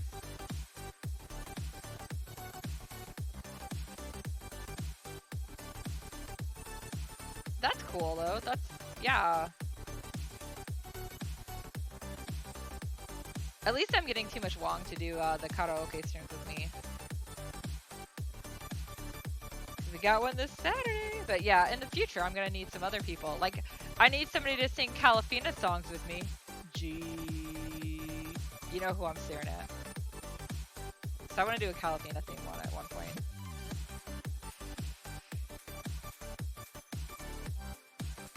He also can't do the Slayers one with me because he doesn't know enough Slayer songs.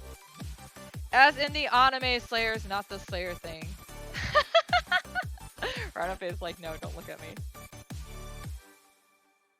I mean, if I have to do it alone, I'll do it alone. But it's always fun to have somebody else with you.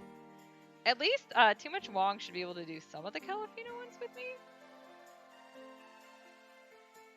But yeah, the Slayers ones, he's like, I don't know Slayer's song. Like, of course, because unlike me, you didn't obsess over that series. And Hayashiwara Megumi.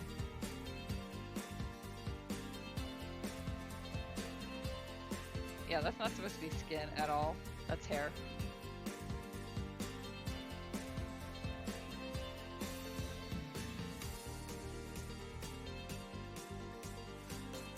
Ah, you guys are so mean. That's okay, I'll find somebody. Or I'll just solo it. Honestly, I don't, like, particularly think I'm a great singer, but I like doing it, and people seem to have fun with it, so that's all that really matters.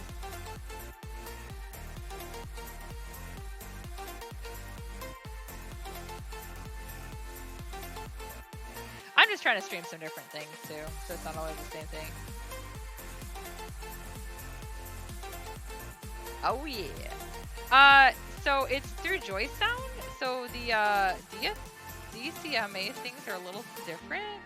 Like, it's weird. Yeah, I was really annoyed by that too. That's why I'm like, I just go through Joy Sound. It's fine.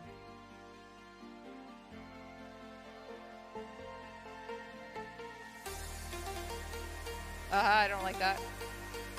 Sorry, as I randomly go back and do stuff. I didn't clean this up after I was done with it.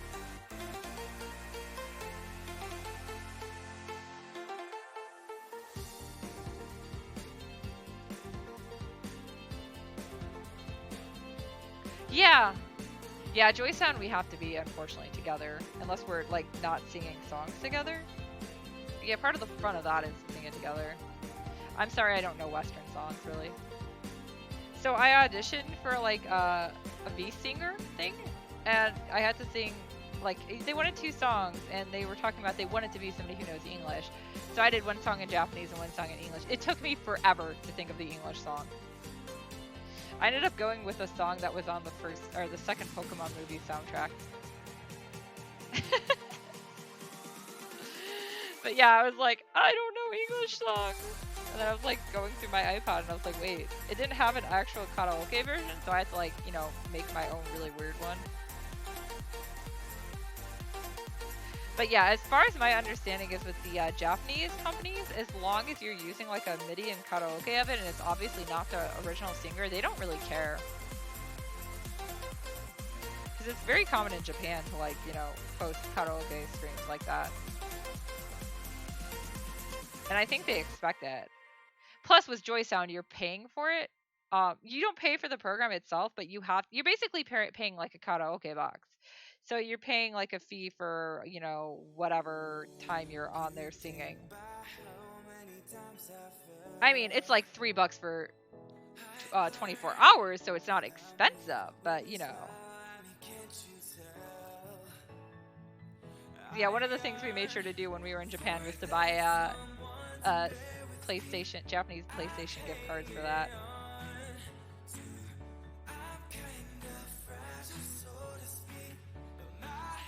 I mean, obviously you can get them out like Play Asia and stuff too, but we were just like, yeah. And they do have it for the Switch, but it's such a pain in the butt to set up that I was like, no. Plus, you know, no capture card.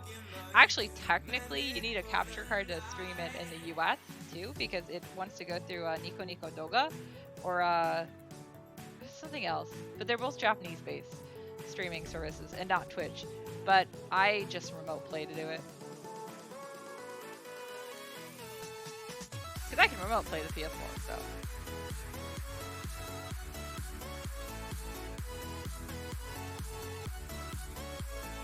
That's how I'll probably, once I actually start doing PS4 games, we'll probably be doing those, because I want to have my cute little avatar.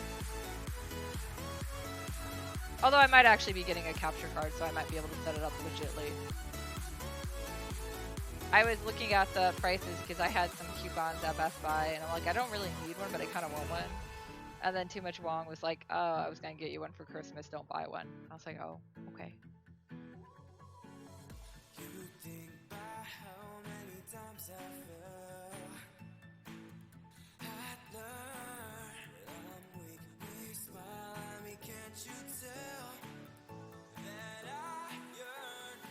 I really just want to play that evil Roomba game and stream it. Still can't believe I found that game. I'm so excited. I have to thank random person in the Akiba Soul chat for that one.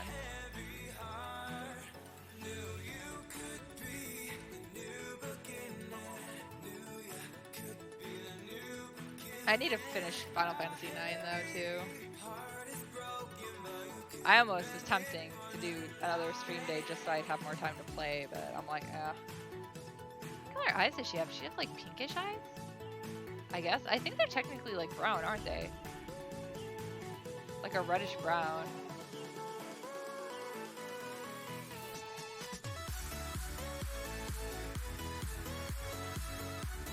Yeah, I guess so. Interesting. Okay.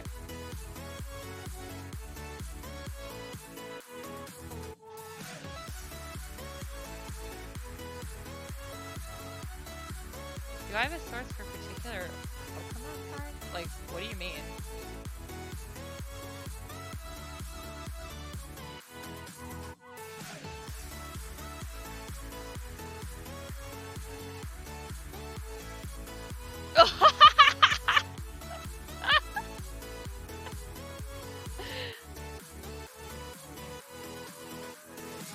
Wrong layer.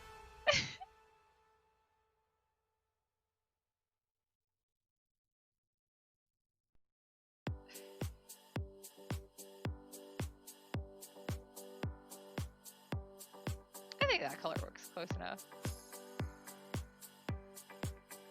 Oh, that's so cute. Oh. Yeah, those are really cute. I'm not sure. Have you checked like some of the Pokemon wikis or like what is it, Bulbapedia?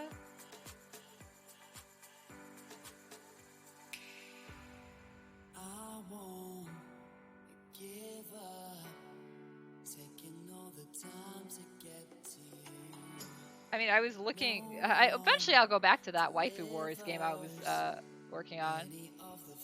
That is cool. I mean, I'm guessing that they're just having them, you know, individually printed. Oh, okay.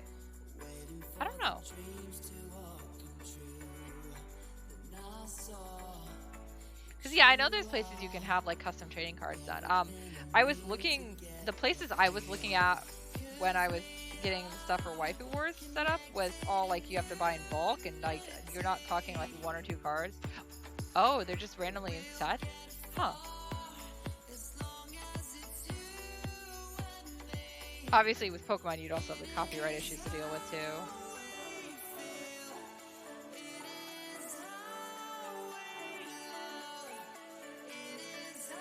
Oh, that's cool though. That's really cool.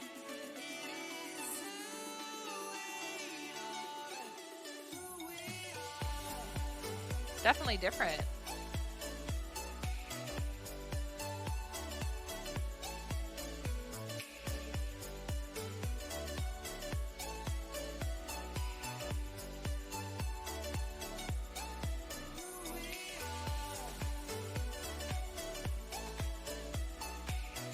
Okay, yeah, I'm not sure.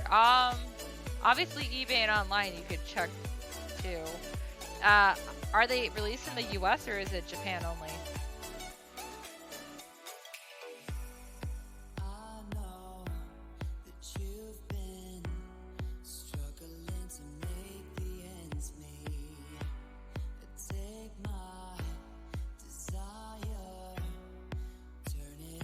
Like in Japan, they literally have shops that are just full of cards from different things.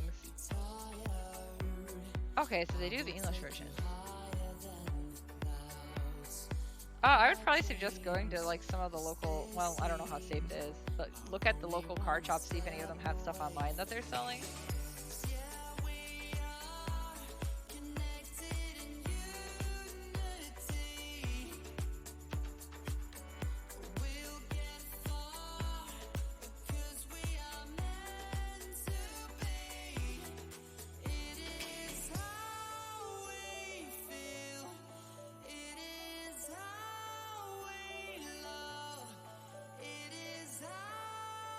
If you know what sets are in too, that would help.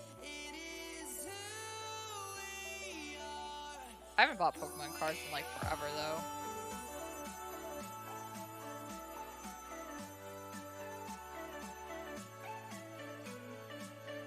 We did randomly buy some Yu-Gi-Oh cards earlier this year.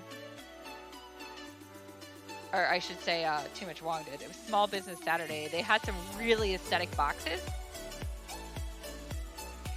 for Yu-Gi-Oh cards, and he decided he wanted them, so he bought them from a local game shop back near where he lived that he knows the owner of, like back when he was in Elkhart.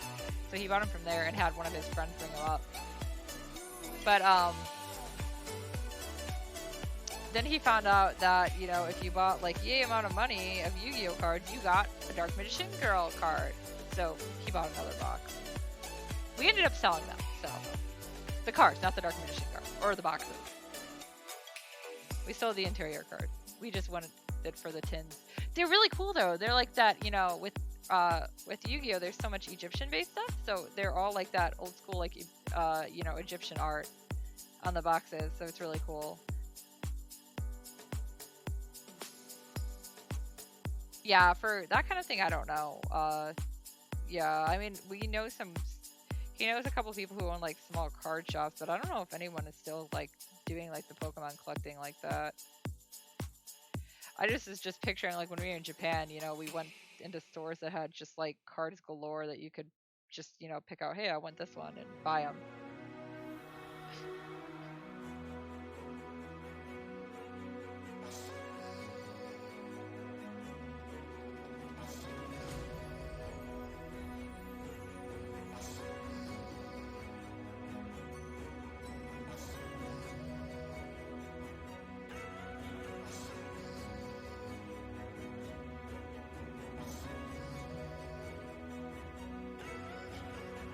When Too Much Wong gets home, though, I'll ask him and see if he knows or has any idea.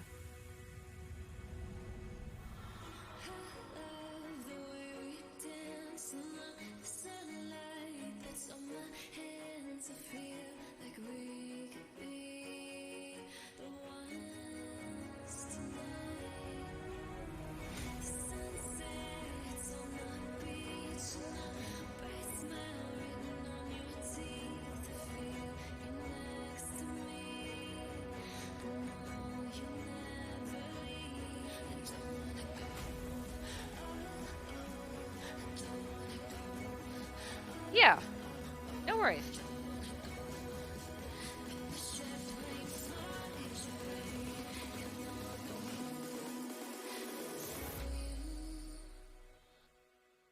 Right, those are bells, aren't they?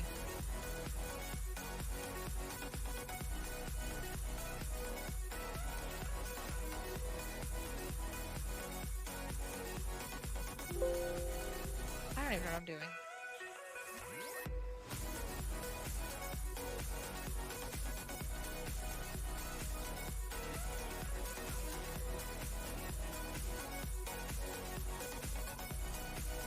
I have not even seen Ranma in so long.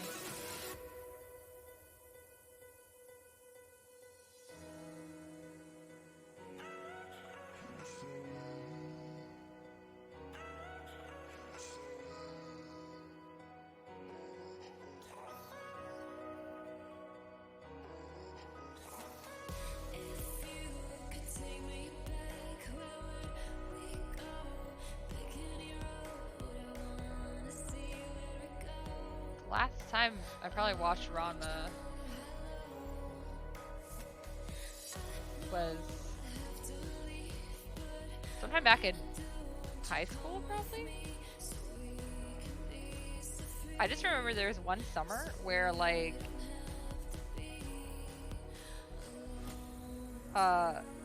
my little sister and me were just like hanging out in the living room a lot, and like she'd want to watch Disney Channel, and then we'd always want to go for an anime movie, but we didn't have that many on tape that we could watch. So Ranma, What Happened, the second movie, was one of the ones we watched a lot.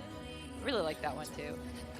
And then another one was Mononoke Hime, because yeah, that one was always a favorite one of mine too. That's my favorite Ghibli movie. And then we unfortunately watched the Fatal Fury movie several times. AKA King of Fighters. It's not horrible, but it's not great. And then I'm trying to think what else. We only had a handful of movies, so we were doing a lot of repeat movies. Obviously, I have not watched Ranma earlier this year, but oh, I'm gonna mute my mic for a second. I got a call. How do I mute it? Sorry, guys. Give me a sec.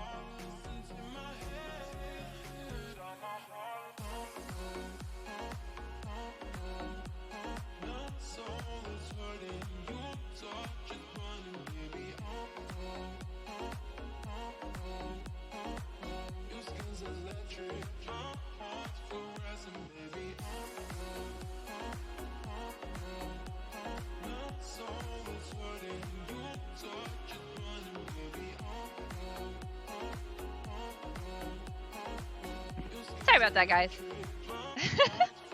Dinner was being called like, hey, what do you want for dinner? I obviously want dinner. I'm hungry. Tabatino.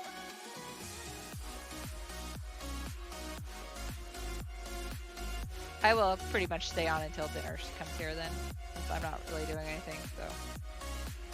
Thank you for your patience. I really need to make like a be right back screen, although as you guys saw, I was still coloring. So I moved on to her outfit.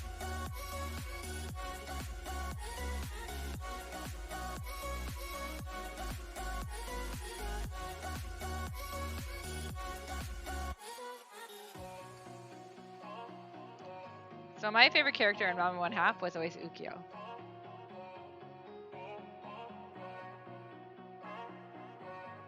I also really greatly enjoyed Ryoga. I have a Peach-chan plush that I've had since like middle school. It was actually one of the first things I ever bought with my own money kind of thing. I saved up to buy it and bought it from the online store with the help of, you know, my mom, but it was my money. I was very proud of that.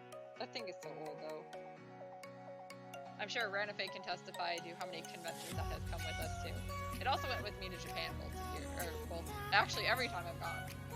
Because it came with me when I went over in the summer too. That thing has seen so much shit. I kind of want to get another one and keep it nice, just for the sake. My voice is fading? Is that better? I think I knocked the mic away, sorry. Yeah, I bumped the mic. Sorry, guys. I'm a child when it comes to technology. Yeah, I kind of want to get another Peach-chan plush to keep, like, nice, and then, you know, still keep, obviously, sleeping with this one. But it's always great, because when I meet people and they're like, oh man, are you huge into Ranma 1/2? You have a Peach-chan plush. I'm like, nah, I just have had it forever. You know, like security blankets, security plushes are, it's the same thing.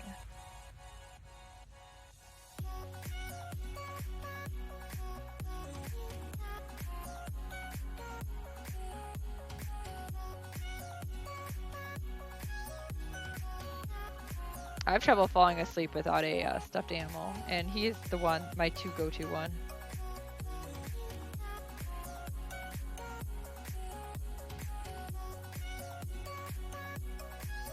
I have trouble falling asleep, period, so I can't say too much about that.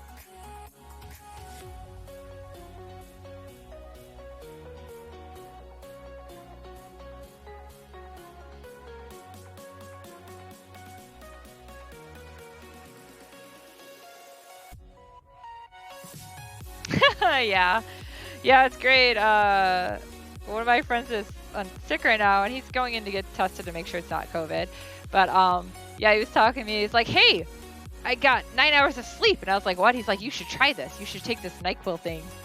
I can't remember which NyQuil it was. He's like, it knocked me out for 9 hours. Maybe you'll sleep for 6 hours. And I was like, thanks. Thanks, guys. Everyone knows I'm an insomniac. I'm better than I used to be, though. Yesterday I had like severe dark circles under my eye. It was pretty bad. I just didn't sleep at all, but I slept okay last night. The medication I have for my hip is helping too, because part of the problem more recently was, you know, trying to sleep on a sore joint was really painful. And every time I'd shift or like anything, it was just like shooting pain. Apparently I kept whimpering too in my semi-quasi sleep state, because like Too Much Wong was telling me, he's like, I would hear you whimper and then I want to hold your hand because I felt bad and I wanted to help you, and I was like, it's just pain, it's okay. He also doesn't like it when I tell him I'm used to it. I tell him, oh yeah, you know, it hurts, but I'm used to it. He's like, I don't like that. That shouldn't be an answer.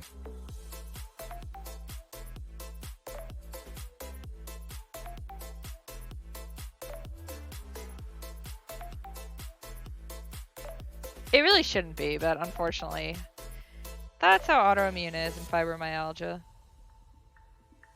Still really upset that I can't get into a dermatologist to have the spots on my back looked at. Because that's, my rheumatologist wanted me to, because apparently the pernio and now the hip coupled all together are symptoms of yet another autoimmune thing. that they could diagnose and treat, if it is. But they have to get the spots looked at first and have the dermatologist say what they are.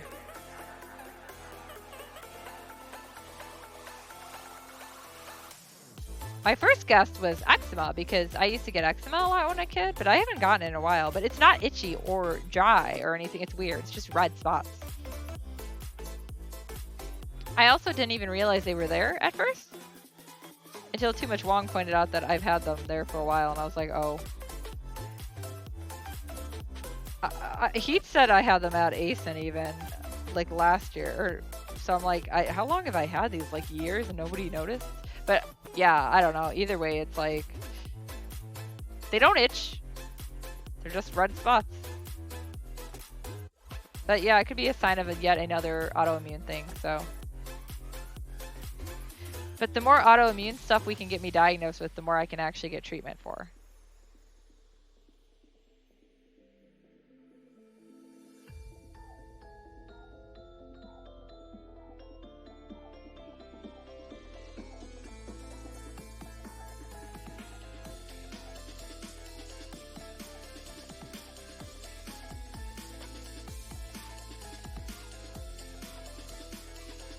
I mean, I'm definitely better off than I was even like half a year ago.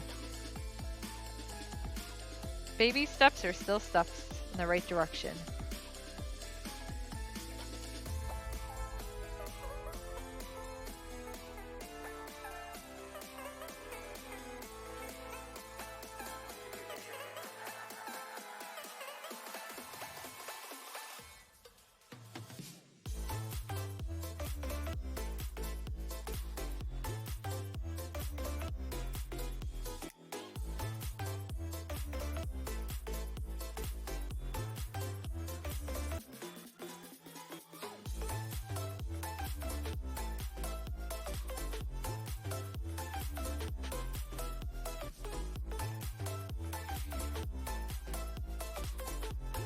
Shoes.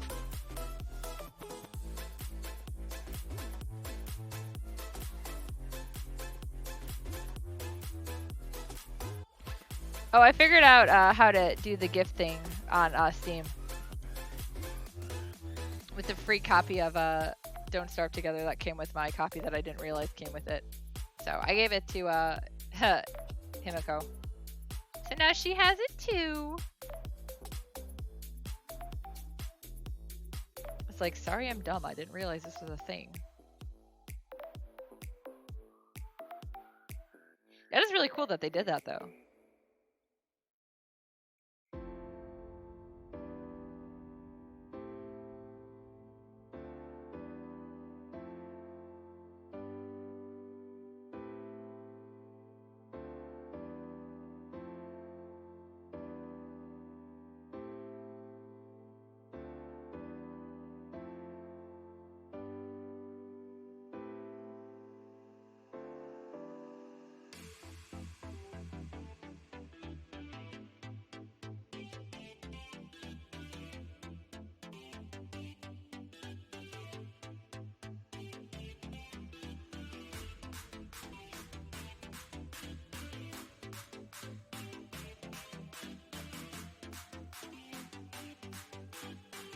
I'm always like a couple years behind in learning technology, I swear.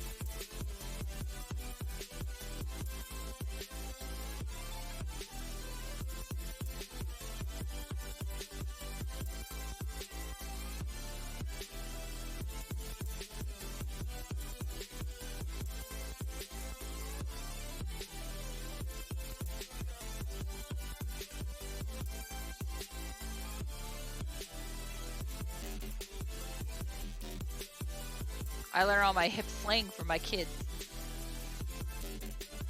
Actually, they say stuff and I was like, what? And then they have to explain it to me. I'm that kind of teacher.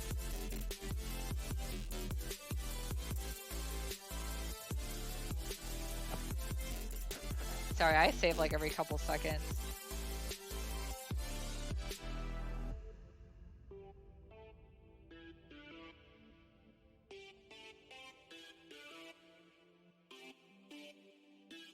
For those who don't know, I grew up on Macintosh computers that we like to call Crashintoshes.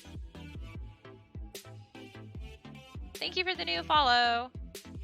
Administrative Pogi. That's a fun name. Anyways, so I was used to a computer that would crash like every 10 minutes.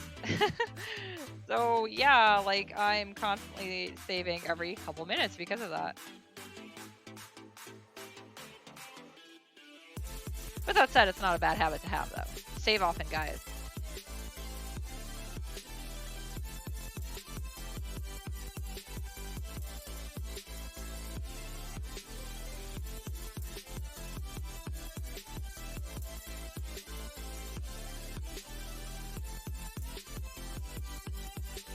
If you've ever done anything with digital art, you will find out really fast how finicky some of the programs can be. They also are huge RAM meters a lot of times, so like you have to watch out for that too.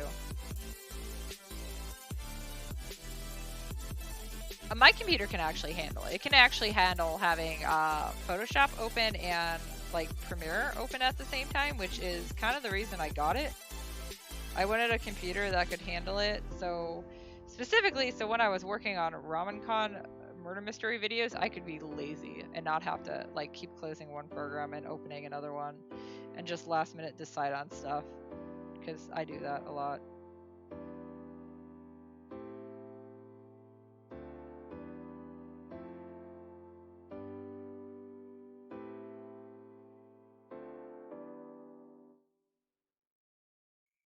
But I do actually have throttle stop on right now anyways, because this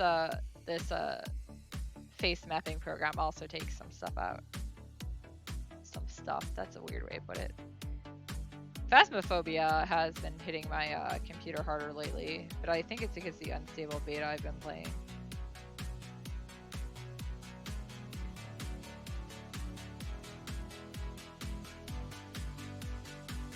Oh my god.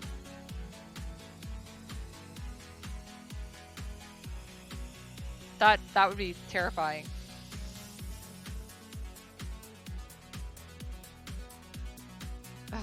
Whoa. Oh, okay, as long as it's the correct one.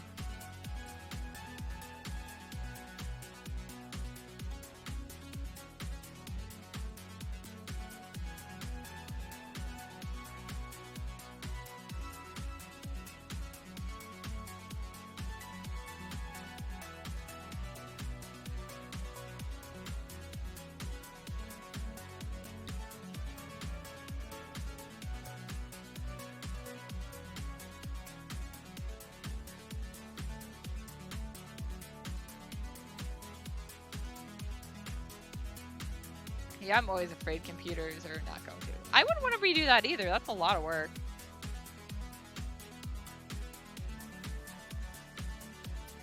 Like, I remember back when I was still at the print shop, I got mad a couple times at my coworker, because like whenever I would do something, I would do like a save as when I'd open a file to like use as a base.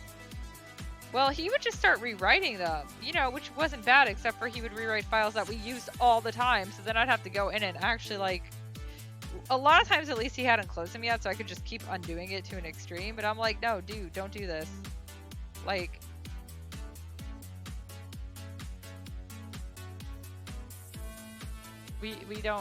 I do this to be like save us time. It's more what's that word? Concise? No, that's not it. Efficient. It's more efficient. Because yeah, why are you gonna waste time redoing everything, you know, that you don't have to redo when you can just save like a template out or something? You know? Yeah, so he kept basically rewriting my templates, and I was like, please stop. I did not enjoy redoing those. One time I made one of the interns redo it. Although I didn't have the interns do a lot of stuff, because a lot of times I'd have to redo what they did anyways, so I'm like, oh.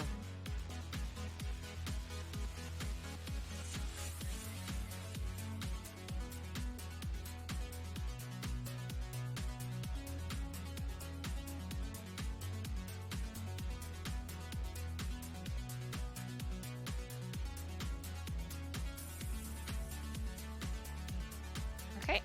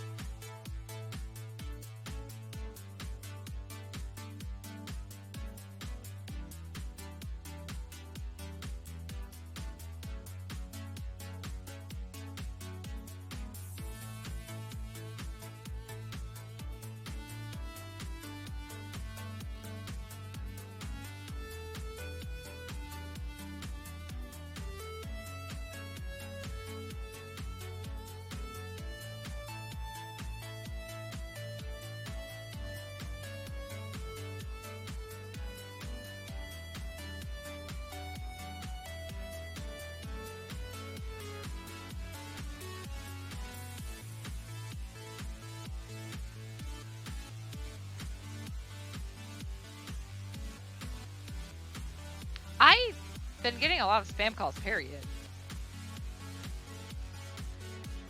Now that I think about it, I think I have had some 718 numbers in there. Wow, that's insane. I had, the other day I had like 10 that, they all left voicemails too, but it was the same thing. It's like, your Apple account, or your Apple device has been locked, you know, might be locked and blah, blah, blah. I'm like, dude, you're calling a Google phone. I don't have any Apple devices that can be locked. I have an iPad, but, you know, it's so old school, it doesn't even have Bluetooth.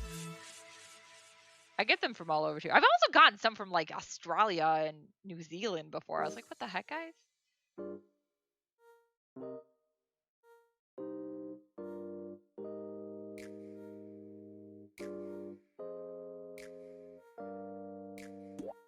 Oh, I've had some of those too.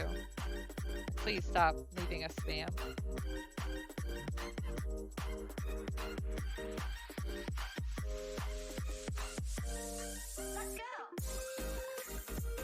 I mean, to be fair, I even had one person, one of my friends who's like, I could help you get a job. And I was like, okay, let's talk to this person. And they're like, it was basically being a spam telemarketer. And I was like, yeah, no, I'll pass. Wow.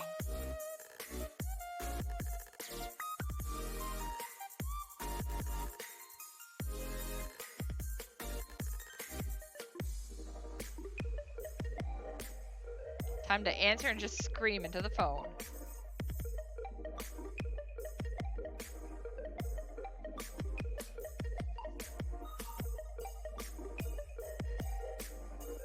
Good night.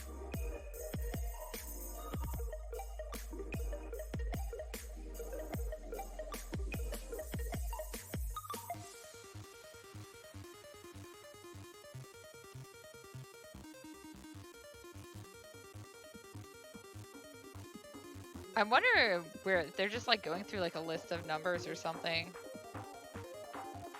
Yeah, like I said, that sounds kind of like the other day I had something similar. It just wasn't today, at least. Just really annoying.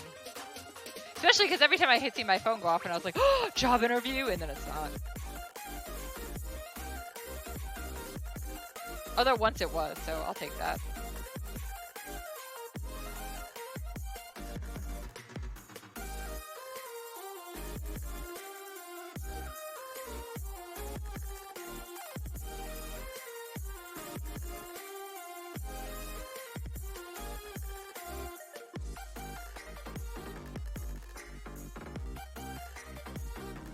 Give her a little more highlight on this. Make it like a silk material or something. Not too much, but just a little more jazz it up. Oh. Wow, that's long. Did he butt dial you?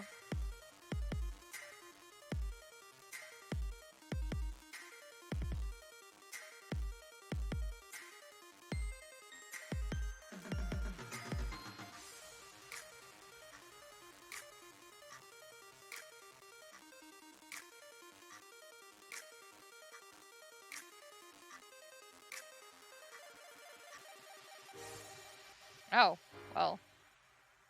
I guess just a quick thing to talk about then.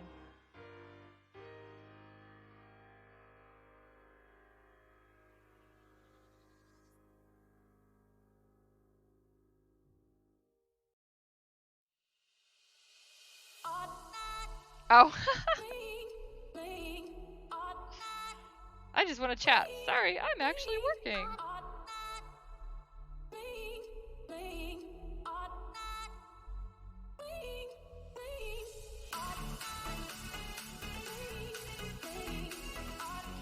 My old boss keeps butt dialing me. Like, he's still doing it. It's not as constant as it was initially. Because, yeah, when he first started, like, I started getting the calls from him. I was like, oh, man, is he going to be like, come back to work? We have work for you? I don't really want to go back, but I also need the money.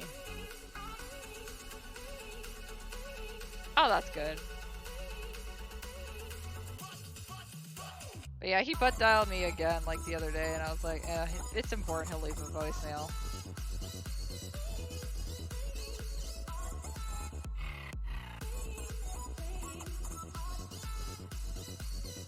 I'm actually surprised that the shop is still in business in any way, shape, or form.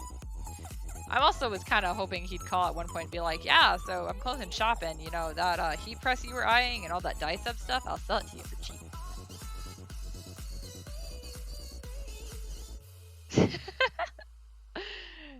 I mean, I used to kind of do that. Yeah, I just don't answer. Because I've been answering my phone a lot more than I normally would, which is why I've been picking up more of these spam calls too. Because, yeah, I've got like job applications out there. And it's good because, yeah, one of the times I answered, I ended up with like a 40-minute phone interview right then. Which is what turned into a Zoom interview, which I'm still waiting to hear back from, so.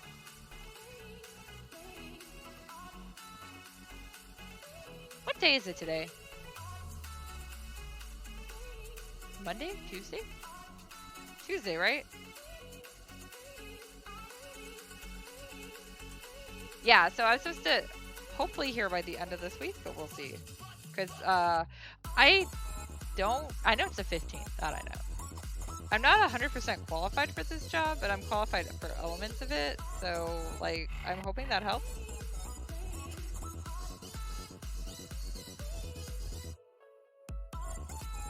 I mean, I'm still trying to stay within the design field as much as possible, so this one's kind of on the cusp where I still get to do some design work, but it's not design field, so I'm like, not ideal, but, you know, it's not a bad job, and it pays well, and I know some of the people I would be working with already, so, in fact, that's how I found out about the job. One of them, you know, called me on the way out of, like, right after I got off of class, and was like, yeah, hey, by the way, we might have a job opening. If you're interested, send me your resume and cover letter.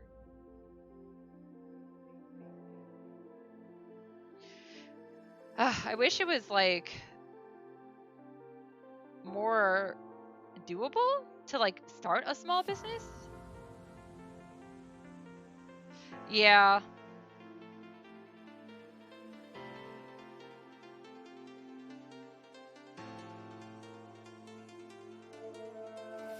I actually think you showed me some of what you did before. No, it's definitely not fulfilling. So yeah, if it was like a better situation and I had some money I could put into startup, I would have loved to try to start up a design firm and get other people I know who do design stuff to work with me and obviously pay them, not just be like, it's for free. Oh man, I want to go back into game design. I never got to do too much with it. I did a little. I mean, technically that's what my degree was in, but you know, trying to find game design in this area. Well, unless you can do 3D, I can't.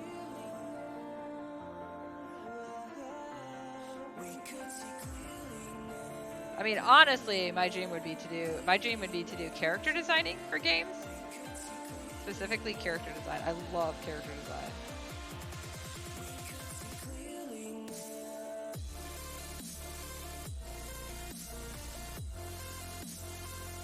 Work for exposure.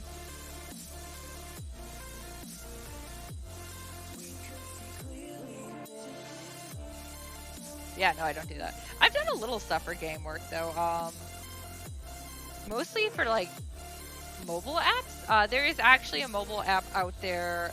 It's just a card game, but the art on the back of the cards is mine. So I got to do that. I didn't do anything else with it besides the art. And then we never got it finished, but I was working, or I should say it never got finished because I was part of like the team as a contract thing. A game where basically each puzzle, it's called Fire Solves Everything, and each puzzle you had to solve the puzzle using only fire.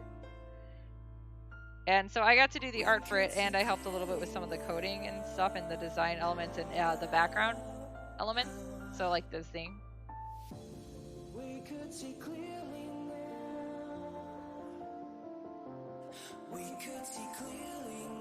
I also, obviously, my senior project was basically a visual novel. I wouldn't mind trying to make another visual novel, but clean it up a bit. I was talking to somebody about that, too, about doing it together with them. 8-bit is cool, I think. I still like the retro look. Back when I still had money, I kickstarted some retro games.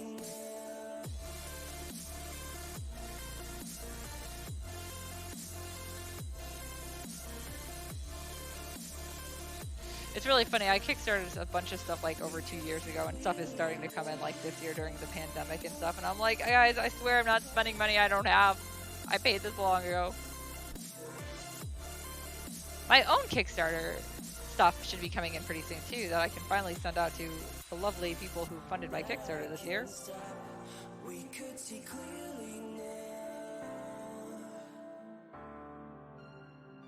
I did find it really funny that at one point somebody who won a copy of Volume 13 tried to pre-order it, because I took some last minute pre-orders, and they're like, I'd like to pre-order it, and I'm like, you won it, and they're like, what? It's like, do you not remember? I know it's been so long. They ended up ordering all the volumes of the original stuff from the older volumes. They were missing those, so I'm like, yeah, thank you. I hope they enjoyed it when they read it.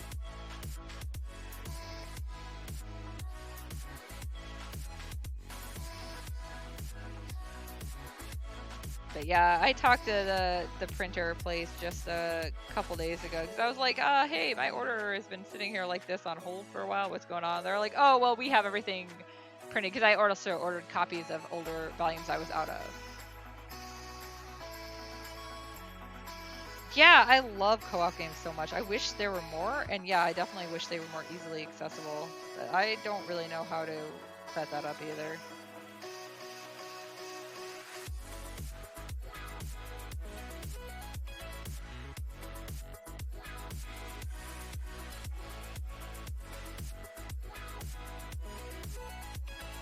I also was helping way back in the day a friend with a game that she was doing. It was all pixel art. I did some of the pixel art for it as well, like the 8-bit pixel art. I set up the little model features, because they had like turnarounds and stuff so you could watch.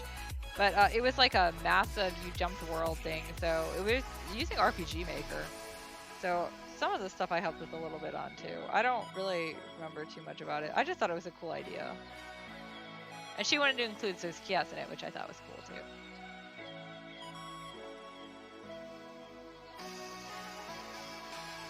Even if those kiosks is not my favorite of my projects, it's still my baby. It's been with me the longest. It's 14 years old, man.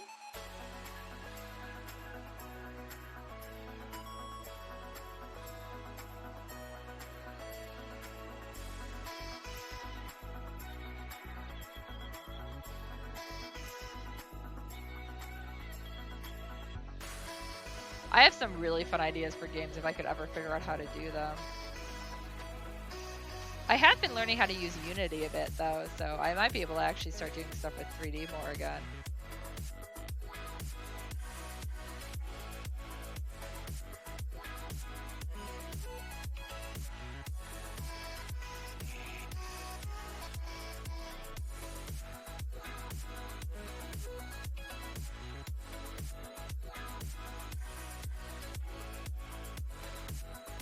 I'm still so pissed that I had really bad teachers for my 3D class.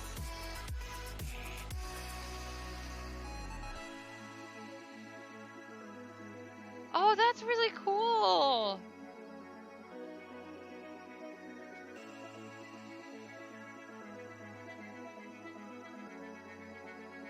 Yeah, that would be so cool if you could figure something out. I'm actually surprised there isn't like some research done into that. 'Cause yeah, it's cool if a blind person could like play co-op games and stuff. Where's my mouse?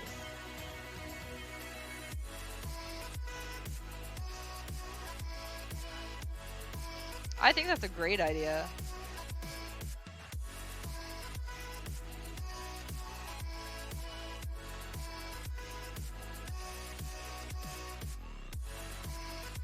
Yeah, they are. I was gonna say, I know, actually it's one of the Zelda games, one of the people who hosts, like one of the speedrunners for it was blind when he did that. I was like, that's pretty amazing. But there's like, you know, the elements of like the sound and stuff you can use to track stuff.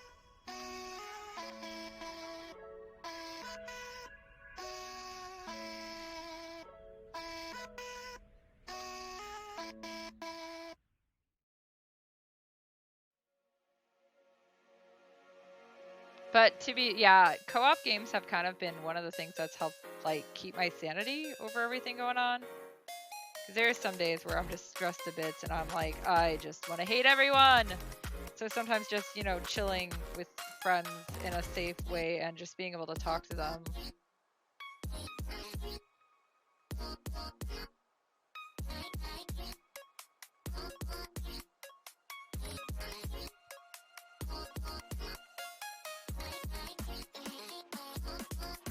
That's one of the reasons I've been playing so much Phasmophobia. That makes sense. You could almost like maybe even tether the characters together, like somehow make that in the story. Or yeah, you could code in limitations, so like, you know, you have to be like yay close to each other or whatever.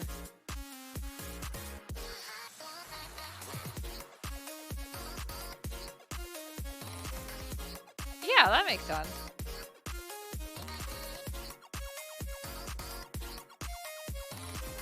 It would have to be probably a very linear game too.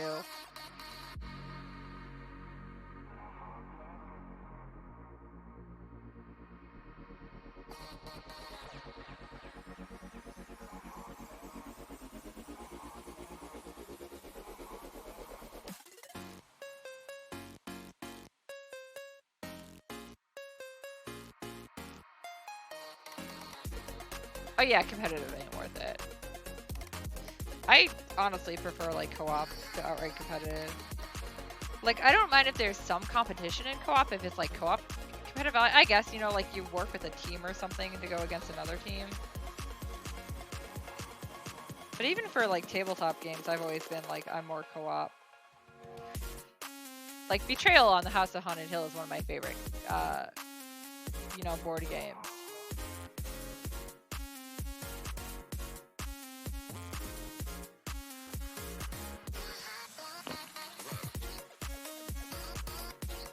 Even though at some point, you know, it turns not true co-op, depending. But I really like that game because I like the co-op stuff.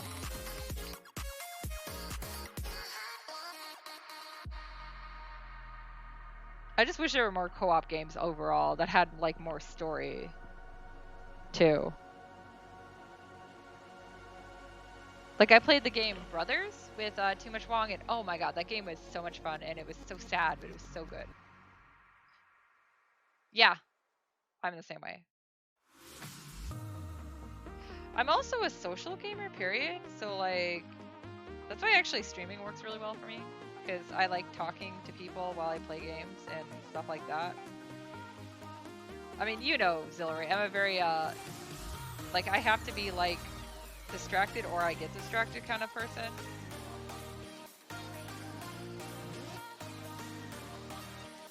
I have to be doing like two things at the same time.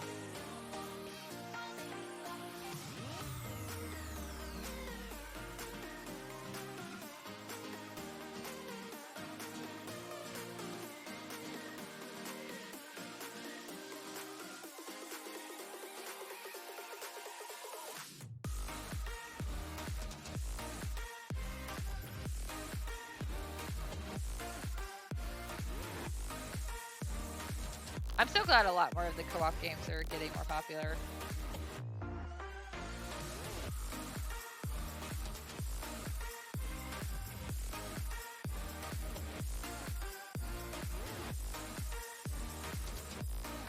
I honestly can pay more attention to what I'm watching when I'm doing something else. It's years of having to multitask, I don't know how to turn it off.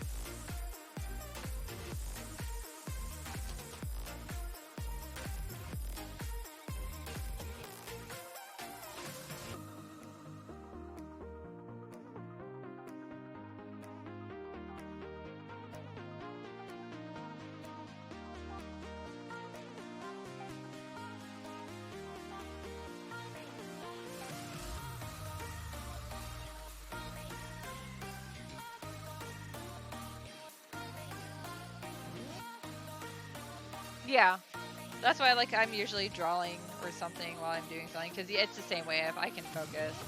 But I don't get too distracted that way, honestly.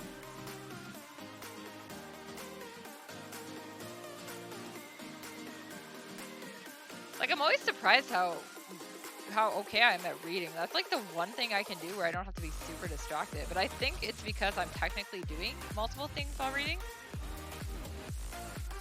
If you think about it in layman's terms. Because I'm imagining the story play out in my head, plus I'm actually reading words.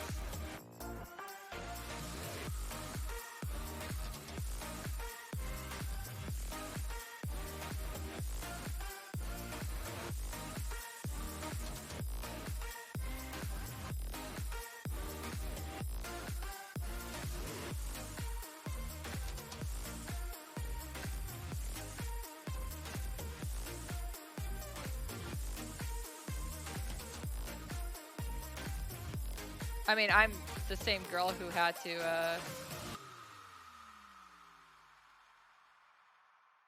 doing live audio description.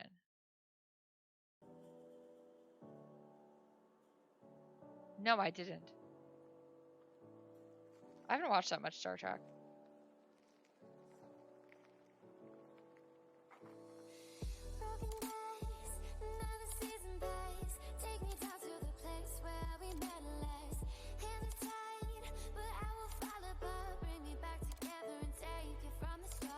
I mean, I guess that's something I'm gonna notice now.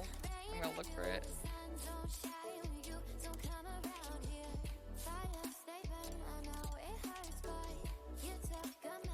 I guess if I ever really wanted to watch Star Trek again too, like in order, I could just borrow it from my dad. He has it all.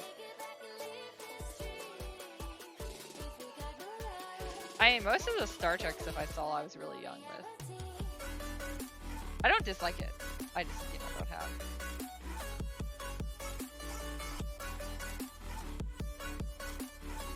Is it all on Netflix? Oh, that's interesting. Maybe I'll have to binge that at some point. I'm still finishing Bly Manor. I think I've only got like 1 or 2 episodes left though. I mostly, it's a little hard to watch some of those shows sometimes with Martin being home all the time.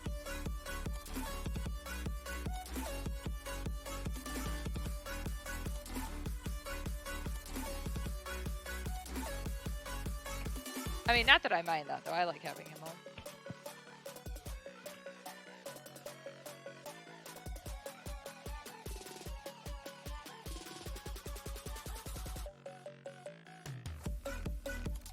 But yeah, if he gets too distracted while he's working, he just can't focus at all. And I'm like, I'm the person who's like, distract me! And he's like, oh no, please, nothing distracting. And then of course he was like, for a while, he's like, oh, we'll just put on like Hololive in the background. That won't distract me. Yeah, it distracts him even worse.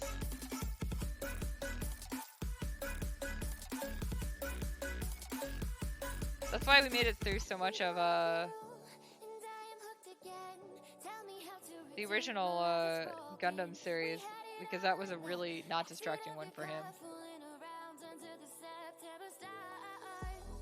Haunting of Hill House is good. I think it's better than Bly Manor so far. I mean, not like I said, Bly Manor is picked up and it's pretty good. I'm near the end of it, but I was like really impressed with the overall with the Haunting of Hill House. It was not quite what I expected to see, but I enjoyed it.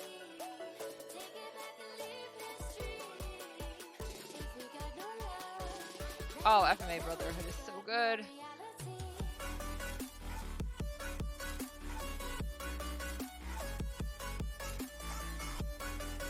Yeah. Yeah, that's why I'm afraid to like put on shows while Too Much Wong is working for the same reason. Because I did that with the latest season, the last season of... Oh, yeah, that too. But I did that with the last season of Stranger Things.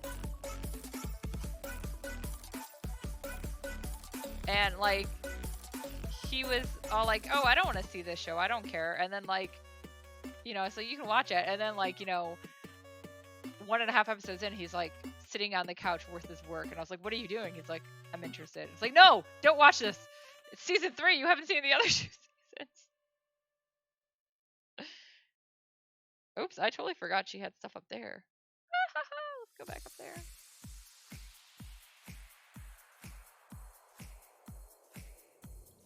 But yeah, so now I have to be careful about what I watch, even on Netflix.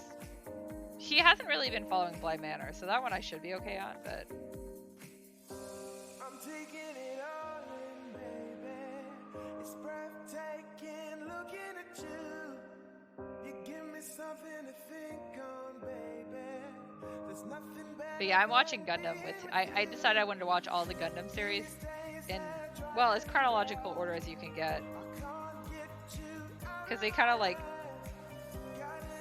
I guess split universe isn't the way to say it, but it's like they don't really all truly line up. Like there's a bunch in one universe, and there's a lot during the 1 Year War. It's a very long 1 Year War based on everything that happens in it. But no, you're seeing different sides and stuff going on. But that's where the original Gundam series falls in. But in that timeline, aka the UC timeline, Universal Century, there's a lot of Gundam series. So they all have a chronological order. But we managed to get through all those, so now we're in like the, but we're going in release order at this point.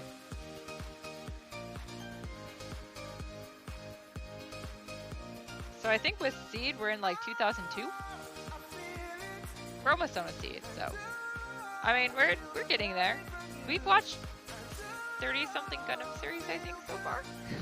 I mean, some of them are like a movie or just a short OVA. That's what I've been doing during this pandemic.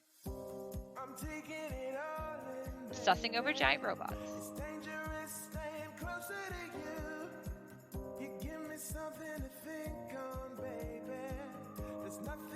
There's actually a lot of really good series in there though that I hadn't seen. I had seen OASMS Team is still one of my favorites. That one actually held up as good as I remembered it, so I enjoyed that. Although the bonus episode was weird. I hadn't seen that before. I didn't really love that one.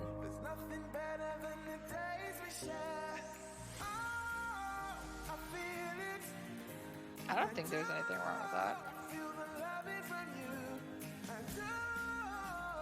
And like I said, I hadn't actually seen all of it though.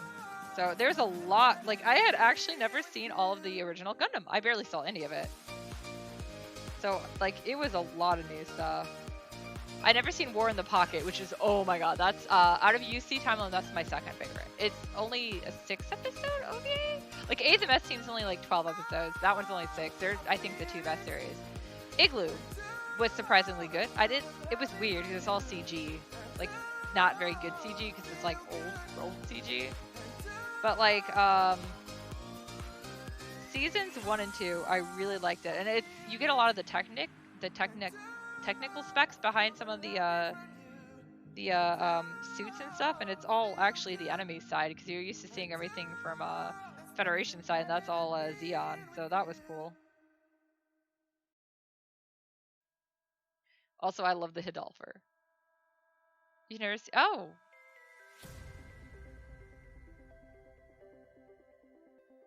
Yeah, but I mean that's just it. It's like sometimes you're like, huh. That's kind of how I was. I was talking to somebody about Gundam, and I was like, wait. Or, well, we went to the Gundam Cafe in Japan, too, and I was like, I have not seen quite as much of this as I thought. Like, I should fix this. And Too Much Wong was like, that sounds like a great idea. So, there's a lot he hadn't seen either. I feel like Gundam X got overlooked a lot. That one was pretty good. That's actually outside of the UC timeline. I like to call it Gundam Star Wars.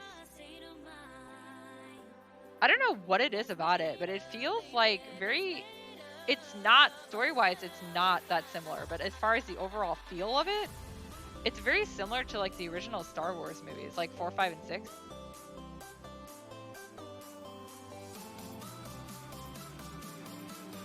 I really liked it though, it was good.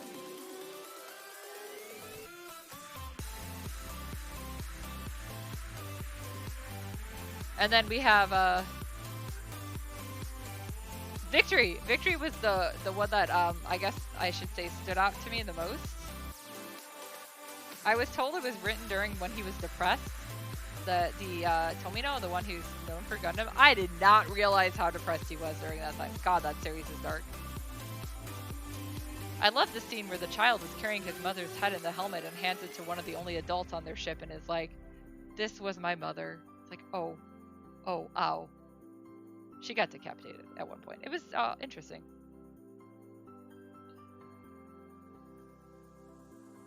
No, that's not a series I can recommend anyone who wants to be happy. But it was good.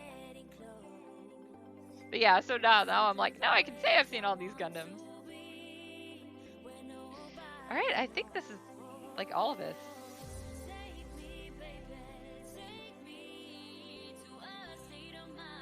I finished shampoo. I didn't actually expect to finish her before Too Much Wong got back.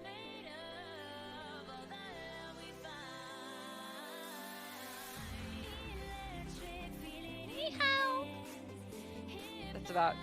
Well, I mean, that's like my extent of Chinese. Sorry, guys. I learned it all from Mama. I am gonna add my little strokes. So I like to make my chibis thick stroke lines on the outside. It was something I picked up and I can't tell you where, but that's how I always do my chibis. So this is the secret of my chibis, guys. They have thick outline. Now you know my secret. Now I must kill you all. I did not just need to turn our eyes off. Sorry about that. So yeah, this was November's Patreon winner.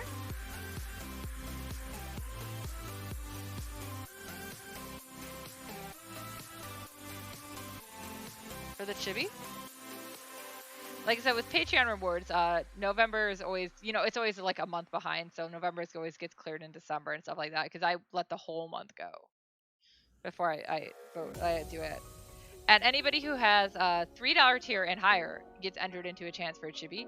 If you go $25 tier and higher, you get entered into a chance for a free non-chibi art. So I still have that art I'm waiting on to the request for. Those usually have been taking me longer because I've been getting some really complex requests. This one is not as bad. The high-res version of this will be available up on my Patreon in a little bit. And then I'll be posting the low-res version of it with my obnoxious watermark, which I'm going to add now to it as well. I'm just going to go ahead and call it now, though. So thank y'all for showing up and talking with me. That was fun. That was the longest art stream I've done in a while. Don't forget that this Saturday is my karaoke stream with Too Much Wong. We'll be taking requests. It starts at 8 p.m. Central Time. I don't know how long it goes. Usually a couple hours, 2-3 hours at the minimum. Love to hear you get stop in and do it. Yeah, you should probably go adult too. We're using Joy Sound, which is a Japanese system. You guys have the capability to type right into our thing. I appreciate it, Zillery. So if you guys do come for it and are having trouble with the system and don't know Japanese and stuff like that, you can always type them into the chat box here, or if you know me personally, message me or Too Much Wong on like Line or Facebook or whatever, or in the Discord, and we will go ahead and put in the request that way as well. So you'll see some more shock Too Much Wong. Hear him sing some horrible song. And me sing a bunch of old 90s songs, because that's all I know. Anyways, thanks for coming, and good night.